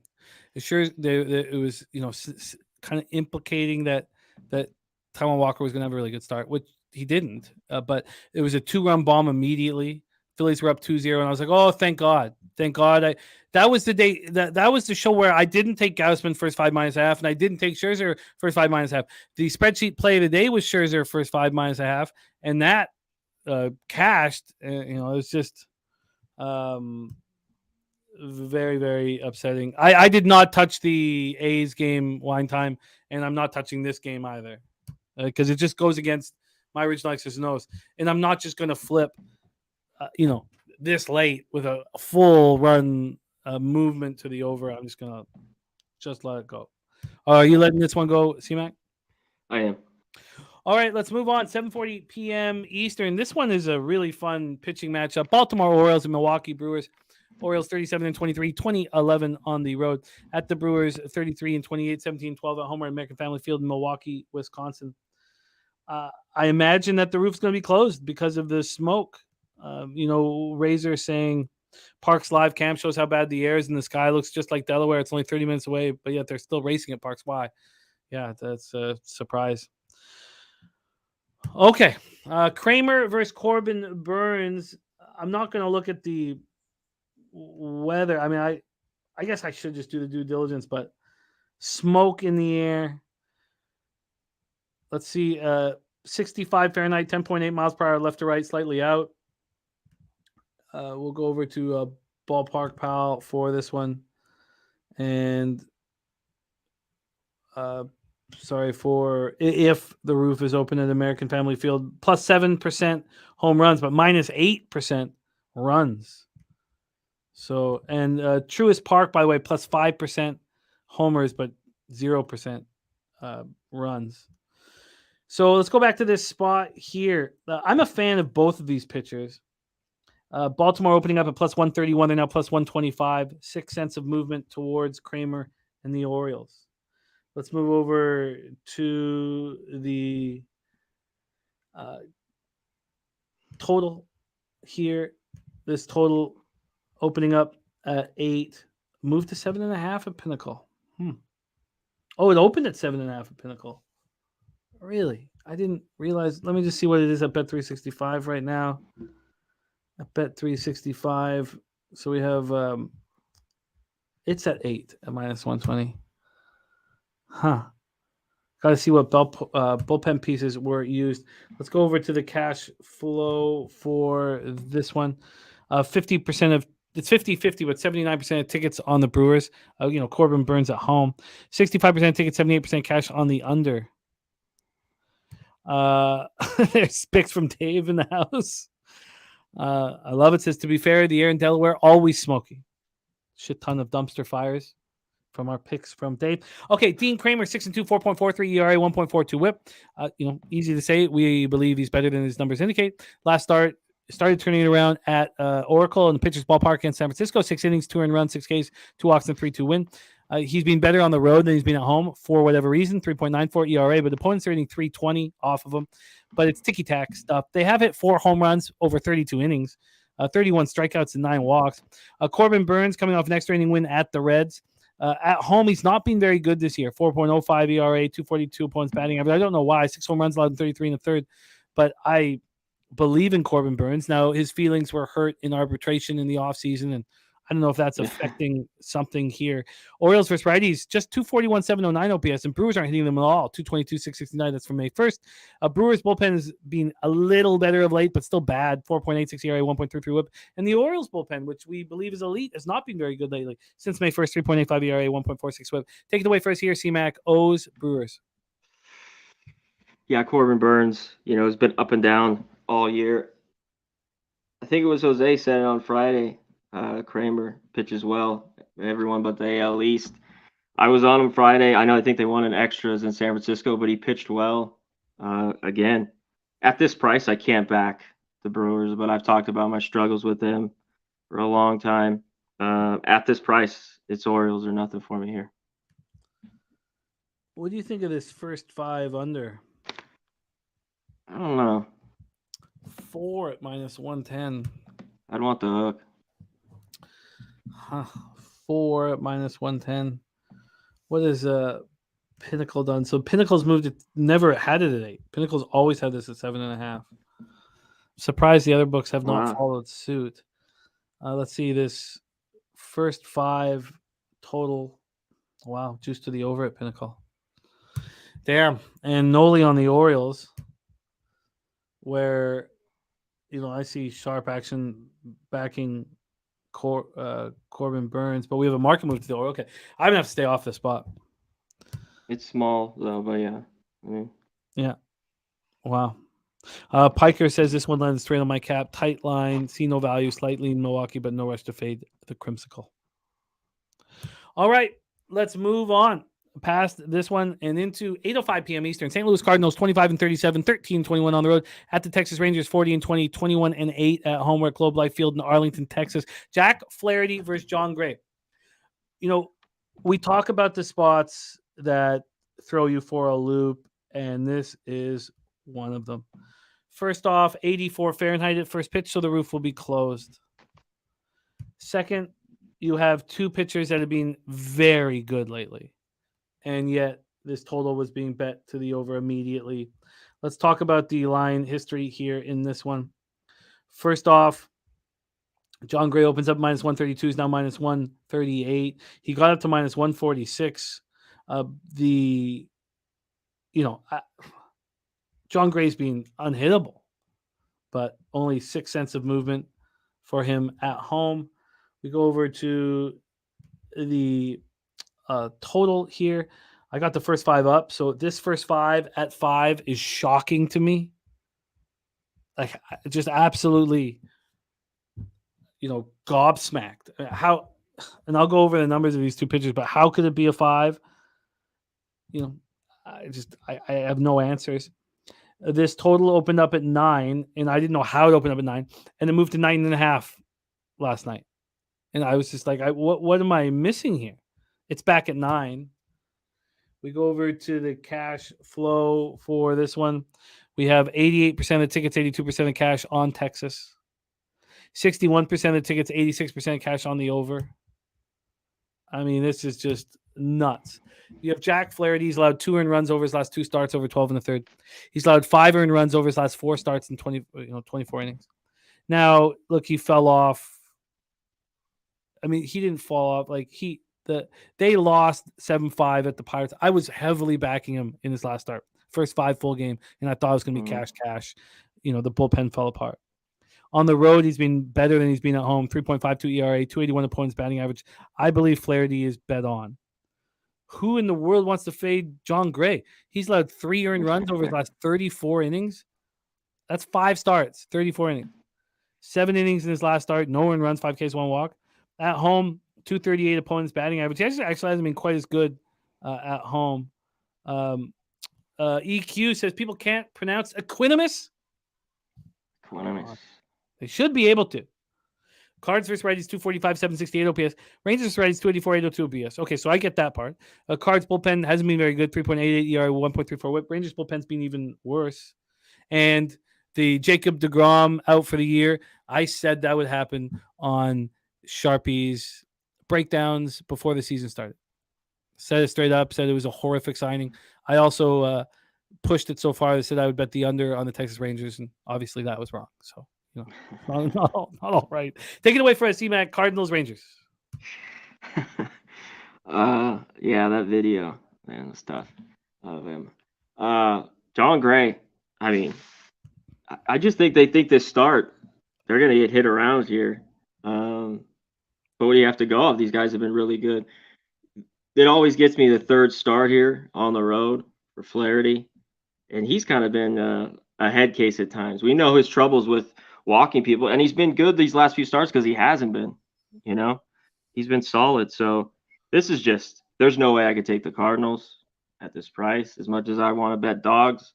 Rangers just been too good. I'd only look their way here in this one, but I'm off. It's just crazy. It's just absolutely nuts to me. But, that's why we focus on totals and things like that. Robert Franklin says Rangers think Flaherty gets touched. Noli knows on the first 5 under. That makes sense to me, Noli. I bet you cash it. Yeah. I just, when I'm this off on a line, I just got to let it go. All right, let's move on. I like the value, though, of the first 5. They're going to be 6 runs in the first 5 innings when these two pitchers combined have allowed, 8 earned runs over their last 58 innings. It's just nuts. So I don't know. I don't get it. I'll move past it. All right, 2 games left here, and I moved on the final game. But let's talk about this one because I wanted to move on this one as well. 8:40 p.m. Eastern. San Francisco Giants 30-30, 13-15 on the road. Colorado Rockies 26-36, 15-15 at home. We're at Coors Field, Denver, Colorado. I wish we could send a signal out, a San Francisco Giants signal, so that Nut Flush would magically appear. 74. He at 3:30 in the morning Pacific time. He sent me a message saying bet the Giants team total over yesterday, and that was just so easy. 74 Fahrenheit, 9.5 miles per hour out to center. It's gets down to 63 and the wind starts blowing out to right field. It gets a little heavier, but blowing out to right field. Ballpark Pal here. Let's pull up their thoughts on Coors. 20 plus 23% home runs, plus 17% doubles and triples, plus 24% runs. So by far the most offensive spot here on the board. So let's go over to the line history here. We have a big move to the Giants. They opened up at minus 185. They're now minus 209. I was looking at this morning when there'd only been an 11-cent move. Now there is I'm gonna have to get my charger real okay, quick, Jay. all good, man. Now there's been a 24-cent move. Let's go over to the total in this one. This total opened up at 11.5 at some offshores. It opened up at 11 at Penny, and it dropped to 10.5, and then up to 11. This is very offensive weather. Very offensive weather. Apollo, this dropped a couple bells on the Diamondbacks to win the division plus 750. I like it. I don't have any action on that division, but so Logan Webb, good pitcher. 4-6 this year, 2.85 ERA, 1.04 WHIP. Last start was very good. 7 innings, 3 earned runs, and a 3-2 loss at home. That's when he went up against Kramer and the Orioles. On the road, he's been good. 3.66 ERA, 228 points batting average. Last year at Coors Field, he was awesome. 119 opponents batting average in 12 1/3, 11 Ks, 2 walks. He was very good. So he can handle Coors. Going up against Connor Siebold, 5 1/3, 3 hits, 1 earned run in the 5-4 loss to the Diamondbacks. Wasn't his fault. He's not been very good this year, but I kind of like him. He's not been very good at home. 5.40 ERA, 309 points batting average. Giants versus righties, 244, 722 OPS. Rockies versus righties, 280, 778. They're smashing him. Giants bullpen has been very good since May 1st. 2.53 ERA, 1.04 WHIP, while the Rockies bullpen 4.42 ERA, 1.48 WHIP. Let's pull up the cash flow for this one. You have 71% of the tickets, 67% cash on the Giants. Market's moving towards the Giants. That all makes sense. You have 54% of tickets and 89% cash on the over. That's a lot of money on the over for this to be kind of dipping under. Why would it be dipping under? Makes me want to move on the under, and it makes me want to move on the San Francisco Giants is what it makes me want to do. And I trust the Giants bullpen. It's just very, very offensive weather. Let me see if I can if I refresh the ballpark pile, if it goes down at all. 23% home run, 24% runs, and 25% runs now. I mean, I just don't know how you can. I tell you, there's not a chance that I move on the over. Londo says he likes the under a lot.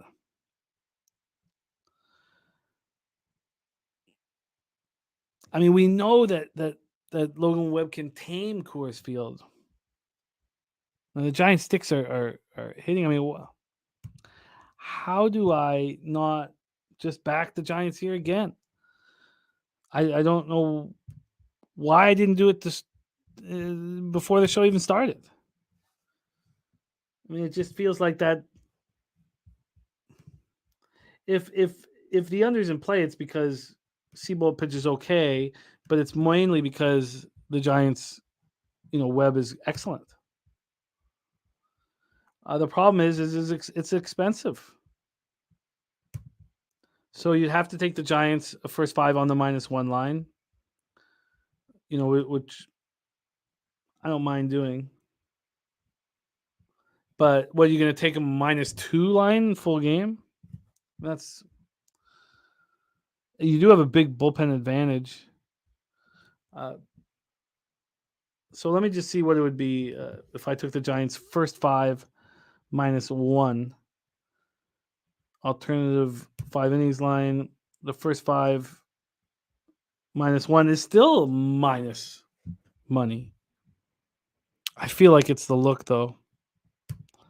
-116 and +105. I mean, how much juice are you willing to spend? A -160 and a +105 is a -127. I mean, it just feels like sort of a sucker's bet.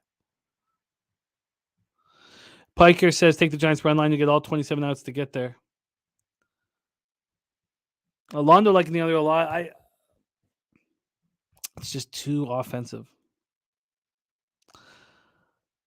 I know that you guys believe in the under, and I respect that. But the only thing I think I can move on, and I'm happy that I talked this out, is the Giants' first 5 -1, a -127. Ugh, I don't like saying it too much out loud. Okay. Mike M says, I get it, but a monster under trends and 7 runs in the first seems. Oh, a live bet on the under. Okay, I see what you're doing. Live under at 17.5. I feel you. Okay. Noli knows his first 5 under 6 a lean. Webb deals again. Yeah, I'm just gonna take Webb and the Giants -1 first 5 and let it be. Let's move on to the final game on the board. And I moved on this, and you guys will see some things that worked out well for me last year. And it was when there's pitchers that I do believe in who have not looked good, through the bulk of their starts, and then I can see them turning it around.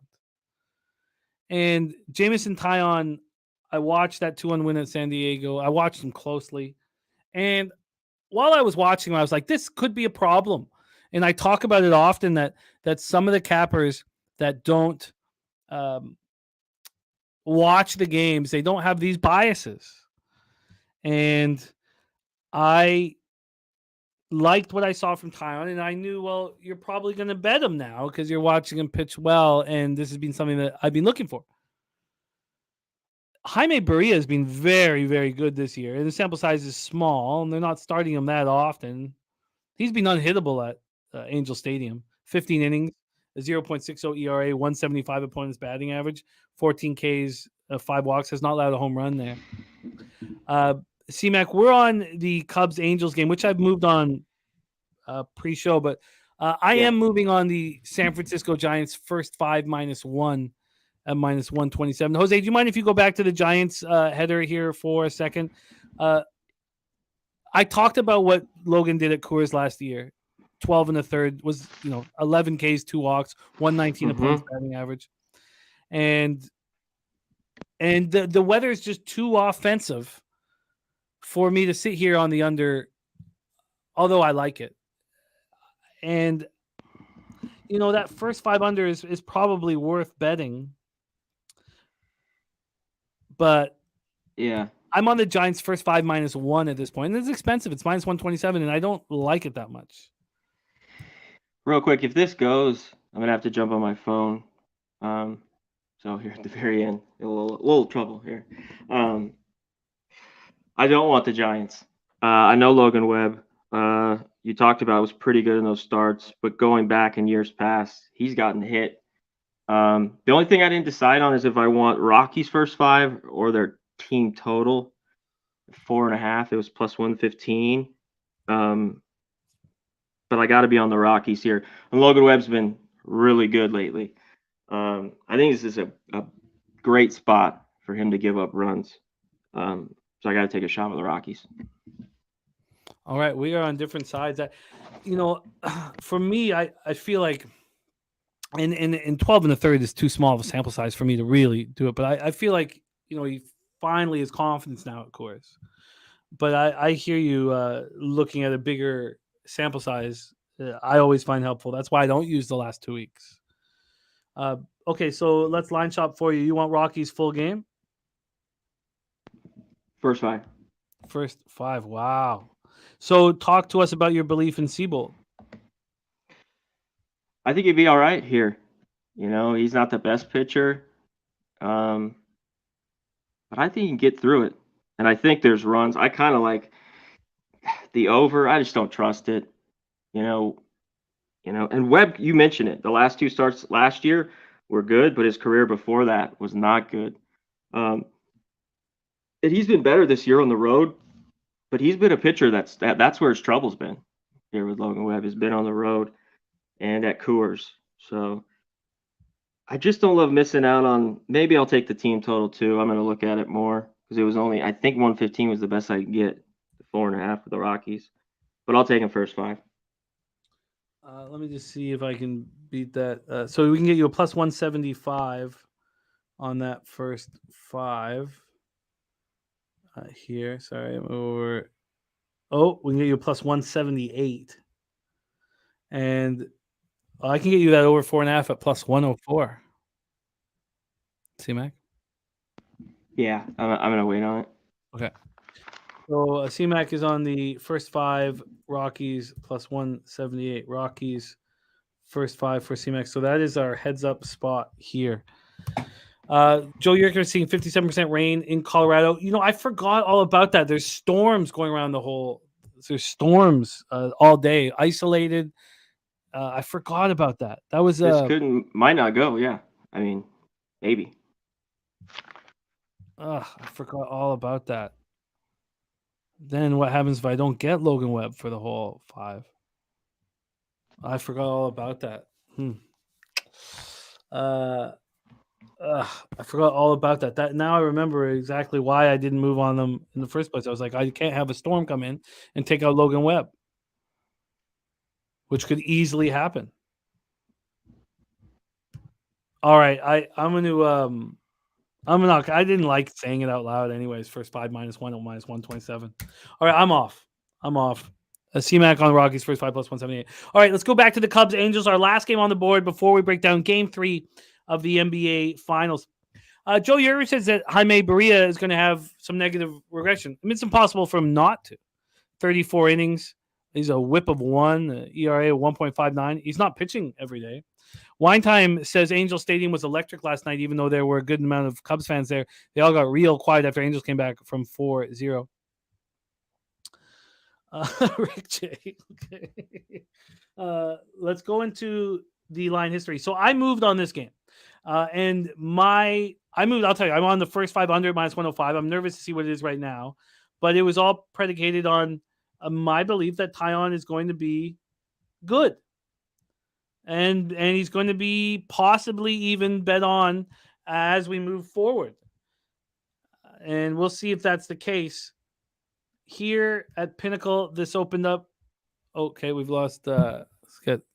C-Mac, can you move your phone sideways? If you can. Okay, we've lost C-Mac there. But we're about to close up our final spot on the board, and he was great today, regardless. But here we go. This opened up with the Angels at -125 and now -134. So we have a 9-cent move towards the Angels. That makes me a little nervous. Let's see what's going on with the total. This total opened up at 9.5 and it dropped to 9. I knew that. That had happened last night. So at Pinnacle, it opened at 9. So some books opened at 9.5. It's at 9 right now, but I knew that was the case. And then let's see. I got the under 5 at -105. Let's just see what it is right now. The under 5. Tell me it's juiced to the under now. It's not. There's been a move to the over. Damn it. I was wrong about this. Under 5 is now at +100. So Taillon coming off that 2-1 win at San Diego, I liked it. Yeah, he's been bad on the road, but I know what he's capable of. And Barria has been very good. The Cubs don't hit righties. The Angels do. Both bullpens are bad. And I just don't see 6 runs in the first 5 innings. So I took the first 5 under 5 at -105. Don Placey's an under 4.5. Don't take that, Don, because you can get the under 5 at +100. That's available right now at Bet365. So don't take that 4.5 at +102. That's looks like fool's gold to me. So there we go.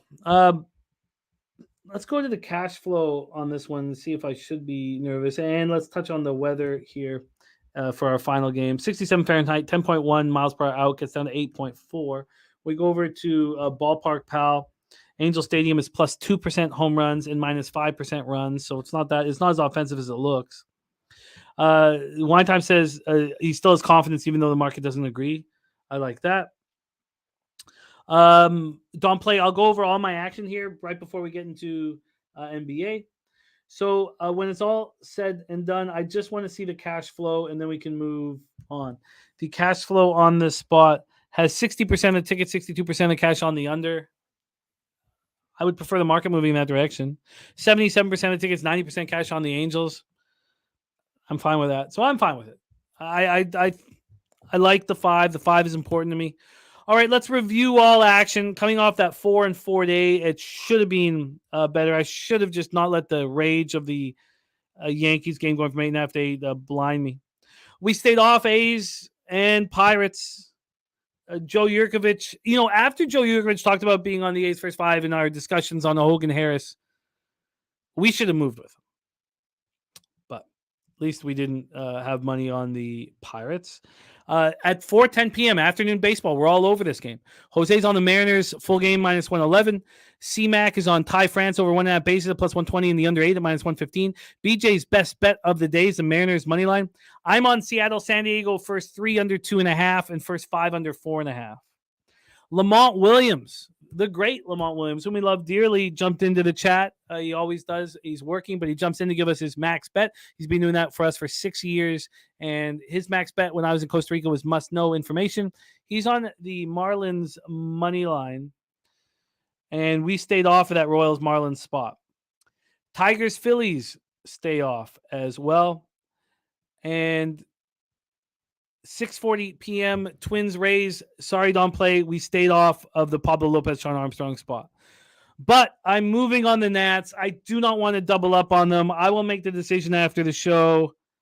Maybe I just end up doubling up on them. Nats first 3 at plus 100, first 5 at plus 110. I'll have to make those decisions. Stacks play of the day from Justin McElvey is on the Nationals first 5. Rocco Rogers gave us Ketel Marte over 1.5 total bases. Minus 125. I'm going to be on the White Sox first 5. Do I also move on the full game under? Do I also move on the White Sox full game? I'll have to make those decisions. C-Max on the Astros full game plus 135. Right now, I expect to be on the Astros first 5 full game and the over 9. Again, when you decide that because a pitcher's coming off the spectacular performance in the dream weekend, where right after outpitching Verlander in front of the team he left, going 7 2/3 of shutout ball, then having the birth of his child, that he's going to do it again 4 days later, 5 days later. I find that hard to believe, but crazier things have happened. First 5 full game for the Astros and the over at 9. Nice, Troy Torrance. I love hearing that. Yes, definitely. I'm with you, my man. I'm on the Guardians minus 1 at plus 111. Jose got the Guardians minus 1 at plus 110. Then Mike M's RBI play of the day, Jonathan India plus 155. The RBI play of the day, we need to come up for a name for 4-0 plus 7.45 units. Mikey does it. Rocco is on Freddie Freeman over 1.5 total bases, over 2.5 total bases on a home run. He's on Jonathan India stolen base and Ellie De La Cruz trying to change everything in Cincinnati. One man, Ellie De La Cruz. And I love him. I'm excited about him. Mets Braves stay off. Orioles Brew Crew stay off. Cardinals Rangers stay off. C-Max on the Rockies first 5 plus 178, and I'm on the first 5 under 5 minus 105. So it looks to me like the decisions I'm gonna have to make after the show are all around the White Sox and the Astros and the Nats. And the question is, as Noli No says, do I drop the purse and be a man, or do I just single bet those games? We'll decide when the show ends. But now it is time to talk Game 3 of the NBA Finals. And I've missed our special guest. We haven't seen him since May 17th. He has been a beacon of consistency this year. 60 wins and 53 losses, hitting at 53.1%, plus 4.92 units, ROI plus 4.35%, average line minus 102. Last year, he was flirting with 60% throughout the year. He has had back-to-back strong seasons on the show in a very tough sport to cap, the National Basketball Association. Proud to be his friend. We're fortunate to cap with him. Please welcome from Los Angeles, California, Darryl Rice.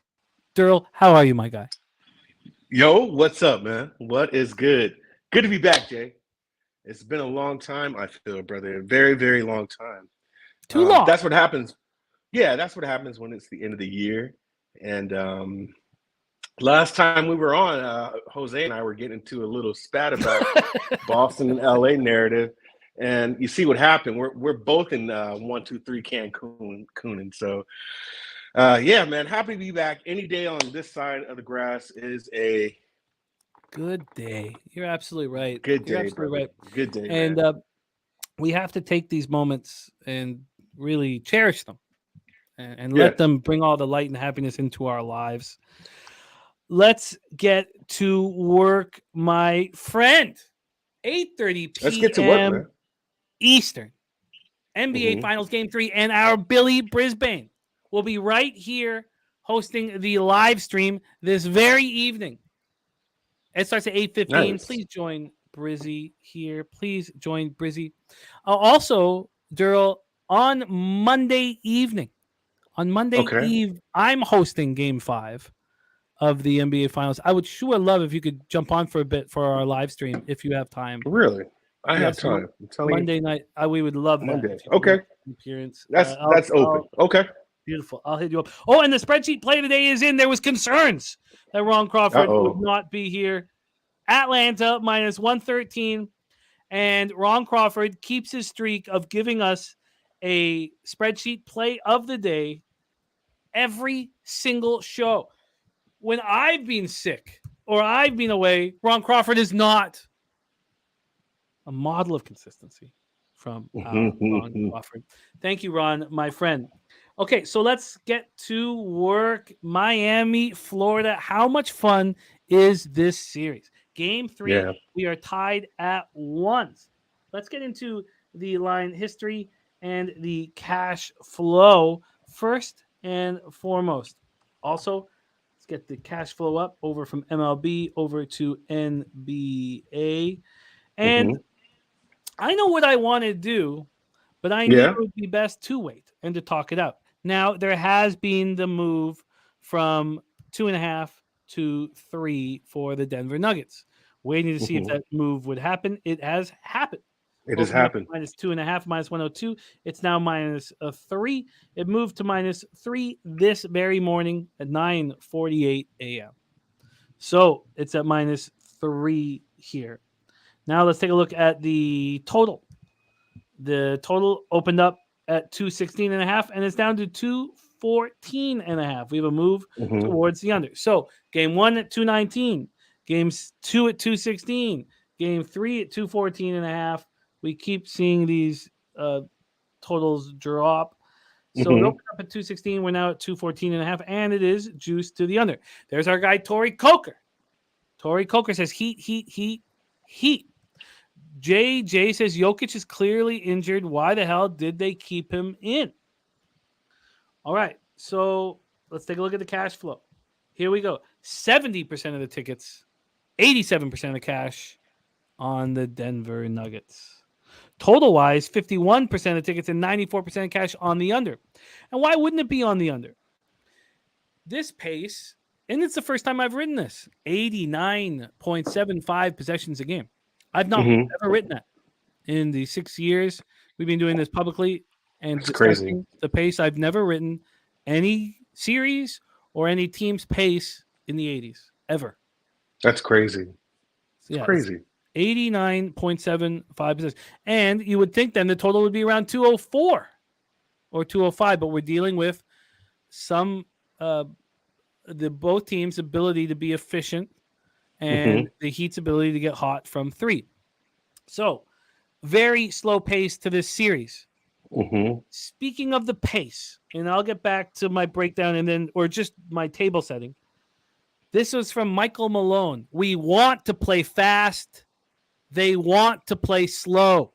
We are playing way too slow, which is forcing a lot of late shot clock situations for us. So there you go. From Michael Malone, he wants to play faster. So the series is being played 9 possessions slower for the Nuggets compared to the regular season. 9. 6 possessions slower compared to the rest of the playoffs. Wow. So the Heat come in off that crucial Game 2 victory. More quotes from Michael Malone. The Miami Heat are dominating the fourth quarter. You think? They're averaging 33 points, shooting 60% from the field, over 50% on threes. We're up 8 points going into the fourth quarter of Game 2, up 21 going into the fourth quarter of Game 1. The Nuggets, no, that's the end of the quote. The Nuggets are averaging 106 points a game in this series, 10 below their playoff average heading into the finals. Jokic puts in 41. Murray had 18 and 10. Where is Michael Porter Jr.? 41.4% from threes this season.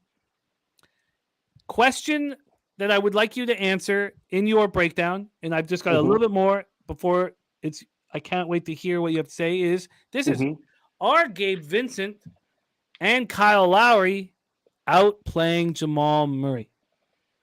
Gabe Vincent shooting 57.7% from the field, 56.3% from three, 21 points per game, and 2 turnovers in 70 minutes.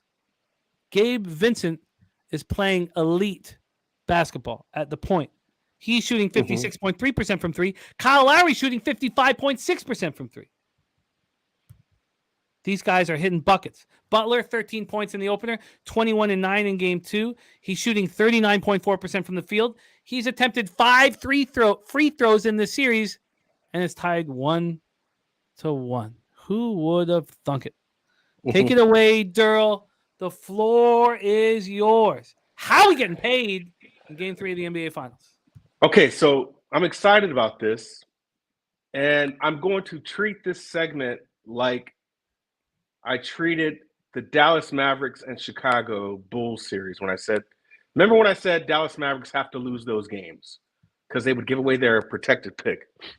Okay, so I'm going to separate this into 3 different parts. So the first part I'll talk about is your actual question, and that is Kyle Lowry and Gabe Vincent really these guys? Or to some degree, that was your question, right? Are they outplaying Jamal Murray? Absolutely. They are outplaying Jamal Murray right now. Now, let's attack that just from a team's perspective. Miami Heat was number 1 3-point shooting team last year, right? This year, they're 27th. But in the postseason, and someone can back me up on these numbers right now, they are the number 1 3-point shooting team. So this team is actually the best 3-point shooting team in the postseason. When you have this many games in the postseason when you're playing, it gets to a point in your gameplay to where you are what the numbers say you are, right?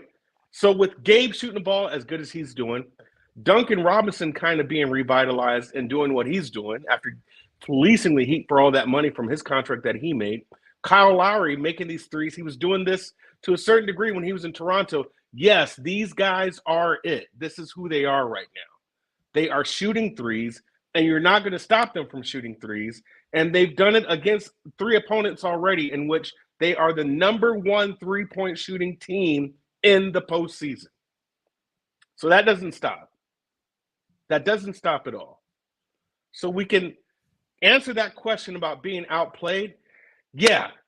Why? Because it's evident that Denver is the more talented team than Miami.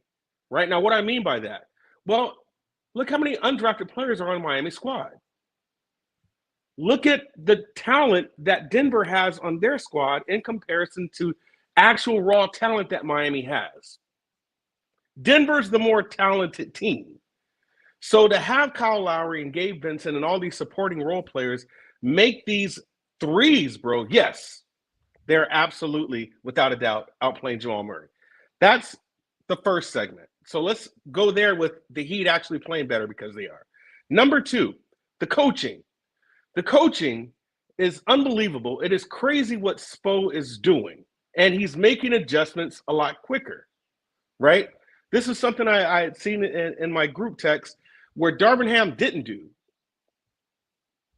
What Darvin Ham didn't do was make the adjustments right away. And you saw, what did Spoles do game 2 with Kevin Love? Started him. He started him. He started Kevin Love game 2. Right off the bat. Why? Because he knew he didn't have the size, and Aaron Gordon was taking people's lunch in game 1. It was too much size. Again, so Spoles had to make those adjustments. And he did. So we could see the coaching completely take a drastic turn in what Spoles wanted Denver to do. And this is why he kind of went off on Ramona Shelburne after the game, because she almost had the potential to give up the goods. And that is what's going through their head as far as adjustments. If you look at that question, she basically asked a question, hey, do you make Joker a better scorer or a better passer? Which one, is kind of pick your poison. Which would you rather have? And his rebuttal to that was, well, you can't do that. It's Joker. And to a certain degree, he's very right. It is Joker. You can't decide what you're going to make him. But you can decide how your defense is going to play and which direction you want to take him to. Not necessarily saying he's going to go there, but looking at the numbers, you would rather have Joker as a scorer and not a passer. You would rather have him scoring the ball and not passing the ball. Why? Because he's got a team full of house cats. These players are home fed. They get the ball in the right place. They get to their spots in the right place, and the ball's just dished to them. They're not hunters. They can't go and hunt and find their shot, which means if they do that, you throw them off rhythm. That's not the end-all be-all for all the Denver players, but that is pretty much how it goes there, to where if you're playing in Denver, you're going to get a good pass from Joker to set up a really good shot. But for you to go and find your shot, no, not so much. Now, I know I'm drawing this out, but I'm going to make a case for why I'm betting the way I am. If you want to play against Denver, you want to have Joker scoring and not passing the ball. Here are numbers. We look at Joker's true scoring, and we can also look at Joker's potential assists. Now, I heard this on a pod. This is called the Lovedale stat. Why? Because when Steph Curry was playing at Davidson, he had a teammate by the name of Andrew Lovedale who continually missed. He was notorious for missing easy shots after having the ball assisted to him. So these are called potential assists. Potential assists is basically what I said. If I pass you the ball, even if you missed the shot, if the shot was a good shot and you missed it, that could have been an assist there. Joker had 4 assists for the game. 4 assists. His potential assists were 11 for that game. In that game also, this is game 2, he had 32 true shots. 32 true shots. True shots are your field goals and your free throws. Now, to put this into context, for the season, Joker averages 17 true shots and 16 potential assists. So he's kind of neck and neck, 1-to-1. Anytime Joker's true shots are greater or double his potential assists, they are 2-3 in the postseason, 7-5 for the entire season. So they're still over 500. When he's neck and neck at his 1-to-1 ratio, they are 24-6. So that tells me that you would rather have him distributing the ball than shooting more, if anything. So Miami most definitely wants to make Joker a shooter.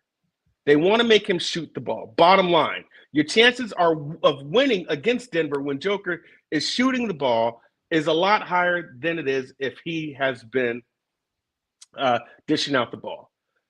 This is the reason why I'm taking this side also. Do you know who's been a better distributor in this series besides Joker? Jamal Murray. Jamal Murray has had 10 assists in the last 2 games. 20 assists total. 10 of those assists have gone to Joker.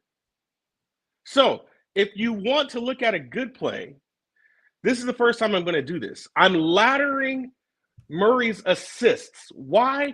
Because his potential assists in these last 2 games have been 38.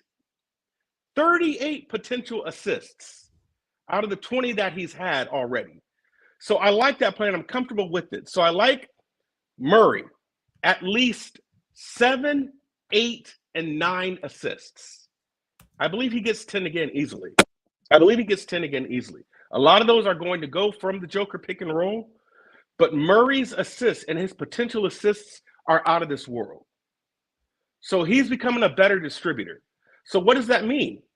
If you're leaning toward the Miami side, then you really like that play because you're just going to collapse on Joker and let him shoot and not distribute the ball, right? That works in Murray's favor also. If you're going to think that Denver is going to adjust to the adjustments, then you take Joker's assists because he is going to distribute the ball as well. So depending on who you like, you could take both of them. I like what Miami's done, and I got to see what Denver's going to do to adjust. But I also like that Murray has been a distributor this series. So I like Murray, and this is the first time I'm doing a ladder. 7, 8, 9 assists. I believe I got 7 assists at minus 148 juice, 8 assists at minus 112, 9 assists at plus 260. That's where I'm going with that. Something also that's kind of pretty much happened like clockwork. If you like Denver, take them first half.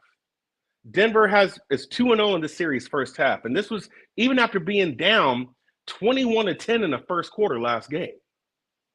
Right? So they're going to come back and they're going to make that run and get off to a good start. I really believe Denver, in my opinion, is going to win this game. They're just way too much talent of a team. And what happens with Miami is Miami's got to be a more cerebral team, and they cannot make mistakes. They can't afford to make mistakes because the lack of talent that they have in comparison to other teams. So they really get you on making sure you, as the opponent, make the mistakes first. You got to make the mistakes first, and then they capitalize on that. And when you have a team that is so used to having the ball just given to them in the palm of their hands like Denver is, when you take them out of rhythm, man, then everything else collapses. Stupid fouls, stupid shots, and things like that, because that's not how Denver plays. That's not how they play at all. They're spoon-fed, and that's just because of how good Joker is. So all in all, I like Murray for his assist, ladder those, and I like Denver first half at -1, I believe it is. I think I'll see if we can get you a 1. I see 1.5. By the way, Bet365 has not moved it to 3. All the other books have, but I shouldn't say all. I thought I saw all. Yes, all. Oh no, BetOnline hasn't. So BetOnline and BetOnline and Bet365 have been moving in unison in a lot of different spots here. Razor, I like the double-double, Razor. I do. I really do. Jamal Murray double-double. I could not talk you off of that because he's going to score his points. I mean, but the assist portion is just easy for me. So it would be only advantageous to play the double-double also, because to say that Murray isn't going to score 10 points, I mean, hell's got to freeze over for that. So, yeah, double-double for Jamal Murray too. I'm going to look for that number, and I'm going to play that. Well, we can get you the -1.5 first half. Darryl, first half. First half, throw me that. This is 5 plays, man. And let's get your Jamal Murray double-double. Can we all find a line for the double-double? I'm going to get here on the double-double, but I doubt this is going to be the best line. The Jamal Murray double-double plus 390 at Bet365. Yeah, let's do it. Dub plus 390. Mm-hmm. Yep. Because I believe he could hit 10 assists. If you have potential assists at 38, you're talking about he's distributing the ball, man. He is distributing the ball. Out of the 20 assists, 10 are at Joker. So come on, man. This has got to be a spot. What's funny? Oh, Razor says you're welcome, Darryl. Next question: LeBron over under PRA tonight. Oh, see, here we go. Razor, you know what, man? That's why I don't like Razor. Okay. Billy Brisbane says Kevin Love's gone over his PRA in all 7 playoff starts with 20+ minutes and 14+ points, rebounds, and assists in 9 of his last 15 starts. What's his steals, Billy? Because that's the number right there. I think in those 20 minutes of play, he's had more steals than Joker, Green, Porter, like people combined on the Denver team. Billy Brisbane hosting our Game 3 NBA Final live bet stream right here Starts at 8:15 p.m. Eastern. Brizzy is hosting our live bet stream. Well, I've got to follow through with my plan, and everything here has pushed me towards it. If I had a free play on the full game, I don't know how you don't bet the Heat. Yeah, I just, what are the most important minutes of the game? In the most important minutes of the game, the Heat continually rise up. Better coaching, lots of different angles. But I'm not going to take the Heat in Game 3. I'm not. I'm making 2 bets here. I'm gonna be on the Nuggets first quarter -1, and first half -1.5, and that's it. And then I bounce. The Nuggets got smacked in the mouth, and that's where you want them. Games 2, games 3, games 4, so much easier to bet. I understand the move towards the under, and I get it, and I like that this total keeps dropping. But I'm going to keep things clean. I don't want to have more than 2 units invested in this game. I've got a lot on the series, so I'm going to keep it clean. I think the Nuggets play angry. I think that everybody's saying that Vincent and Lowry are out playing Jamal Murray. Makes me think Lowry's going to have a big game. It really does. But I don't want to bet PRAs. I really don't. I don't want to bet any player props. But and then I also don't want fandom to get involved. It kind of sounds like that when you say Lowry. Well, look, I like watching Lowry step up here. It sucked watching last year. It sucked. He loses his family. He gains all his weight. He's a fucking afterthought. Like, we want a statue of the man. So I didn't like seeing it, and I like seeing him step up. And I love seeing him come off the bench, as a teammate, as a team player, and doing whatever it is necessary, and respecting that Gabe Vincent is the man. I like him. Stu Chaos says you can't trust Lowry ever. Look, I think his wife would second that, or his ex-wife, but I don't. I just personally just want first quarter, first half. Yeah, Rem Mosty. That's why he was gone for personal reasons for so long last year. So, yeah. Look, I'm going to keep it simple. I think the Nuggets answer back, and then I expect the Heat to come, and I expect to live bet the Heat at some point in the first half. Hopefully, it's at the end of the first half. But that's my expectation here. I'm on Nuggets first quarter -1, first half -1.5, and I want to get this action in before it moves, because everything's moving to 3, and it's not here at Bet365. So. LJ says history says Denver wins and covers the spread. He's on Denver -2.5. The stat that was given out by our Mike M, the great Mike M, the stat was a wild one. It was this. It was I think I passed it. Did I pass it? But I remember it offhand. It was that teams -6 or less in the NBA Finals are now. What was it? Jesus, I don't want to screw it up. Mike M, can you drop it in the chat one more? I don't want to fuck it up. It's too important here. 74 finals when the fave is -6 or less, they are 74-0 straight up, and 72-0 and 2. Why mess around when I have that much data? So he's saying that this should be a Denver spot. This should be a Denver crush spot. Should be, yeah. Well, I mean, that's good. I've seen enough. I like the first half. Denver has crushed him in both series, or in both games in the first half. They're still the number 1 scoring team in the league, for the season in the first quarter. So when you get hit in the mouth like that and you let a game slip away like you did, I think you come out with with blood in the water. So for me, yeah, give me Denver first half. Let's see if they collapse again in the second half. But I like Jamal Murray's ladders, man.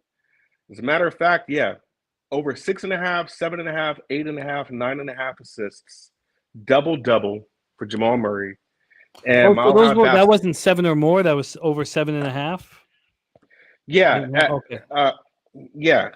So specifically 6.5 assists, 7.5 assists, 8.5 assists, 9.5 assists, double, and Denver first half -1.5. But you didn't give out the 6.5 here for record keeping. Make all of those official. Okay, because I got 7.5 -148, 8.5 -112, 9.5 plus 260. Okay. But I can add the Oh, 6.5 if you would like. Yeah, add that 6.5. But okay, you're right.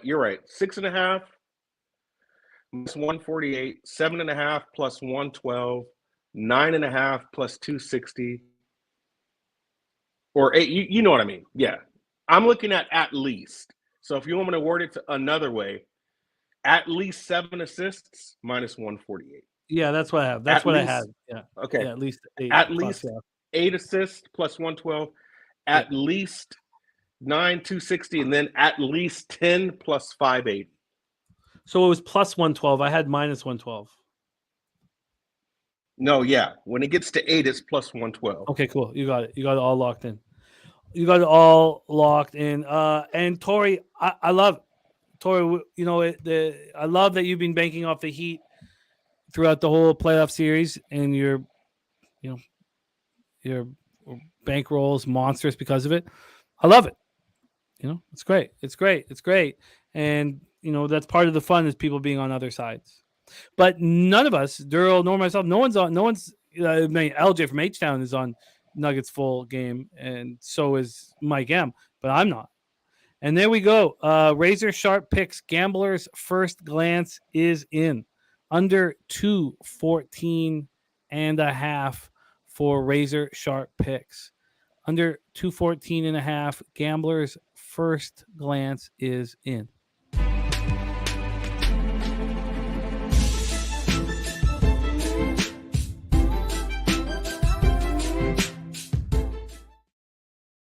All right, locked in. Darryl, what a treat it is to have you back in action. We have missed you very, very much. Game 3 analysis was excellent. We're going to cut this video up and put this up on our YouTube page, on our homepage. So if anybody wants to see just the NBA breakdown, we'll have that up on our YouTube page. Please follow Darryl on Twitter at It's Darryl. Man, we've missed you. Thank you for your hard work, your insights. Thank you, man. Thank you. Let's get paid today, man. I don't know why, but I feel like this is going to be a sweep. I do. I don't say that much, but I feel like it. I love it. I absolutely love it. Thank you for rolling with us, man. Thank you, sir. Thank you. Know you are loved by Low Bag Nation, my man. There he is, Darryl in the house. All right. So I'm going to be on the Nuggets first quarter, first half. I'm going to get that. That'll be the first bet that I place here as soon as the show's over. Then let's talk MLB. So we also had our guy Ron Crawford come in and give us the Braves at -113. Shout out to Ron Crawford. Braves -113. The spreadsheet play today 17-16, 51.5% plus 0.88 units. ROI plus 2.67%. Average line -102. Shout out to our Ron Crawford.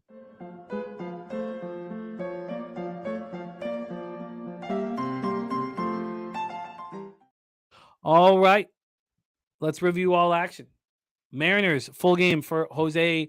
Please wipe the blood off my tits, Bouquet. C-Mac is on Ty France over 1.5 bases plus 120 and the under 8 -115. BJ gave us his MLB best bet, Mariners money line. I'm on Seattle, San Diego, first 3 under 2.5 and first 5 under 4.5.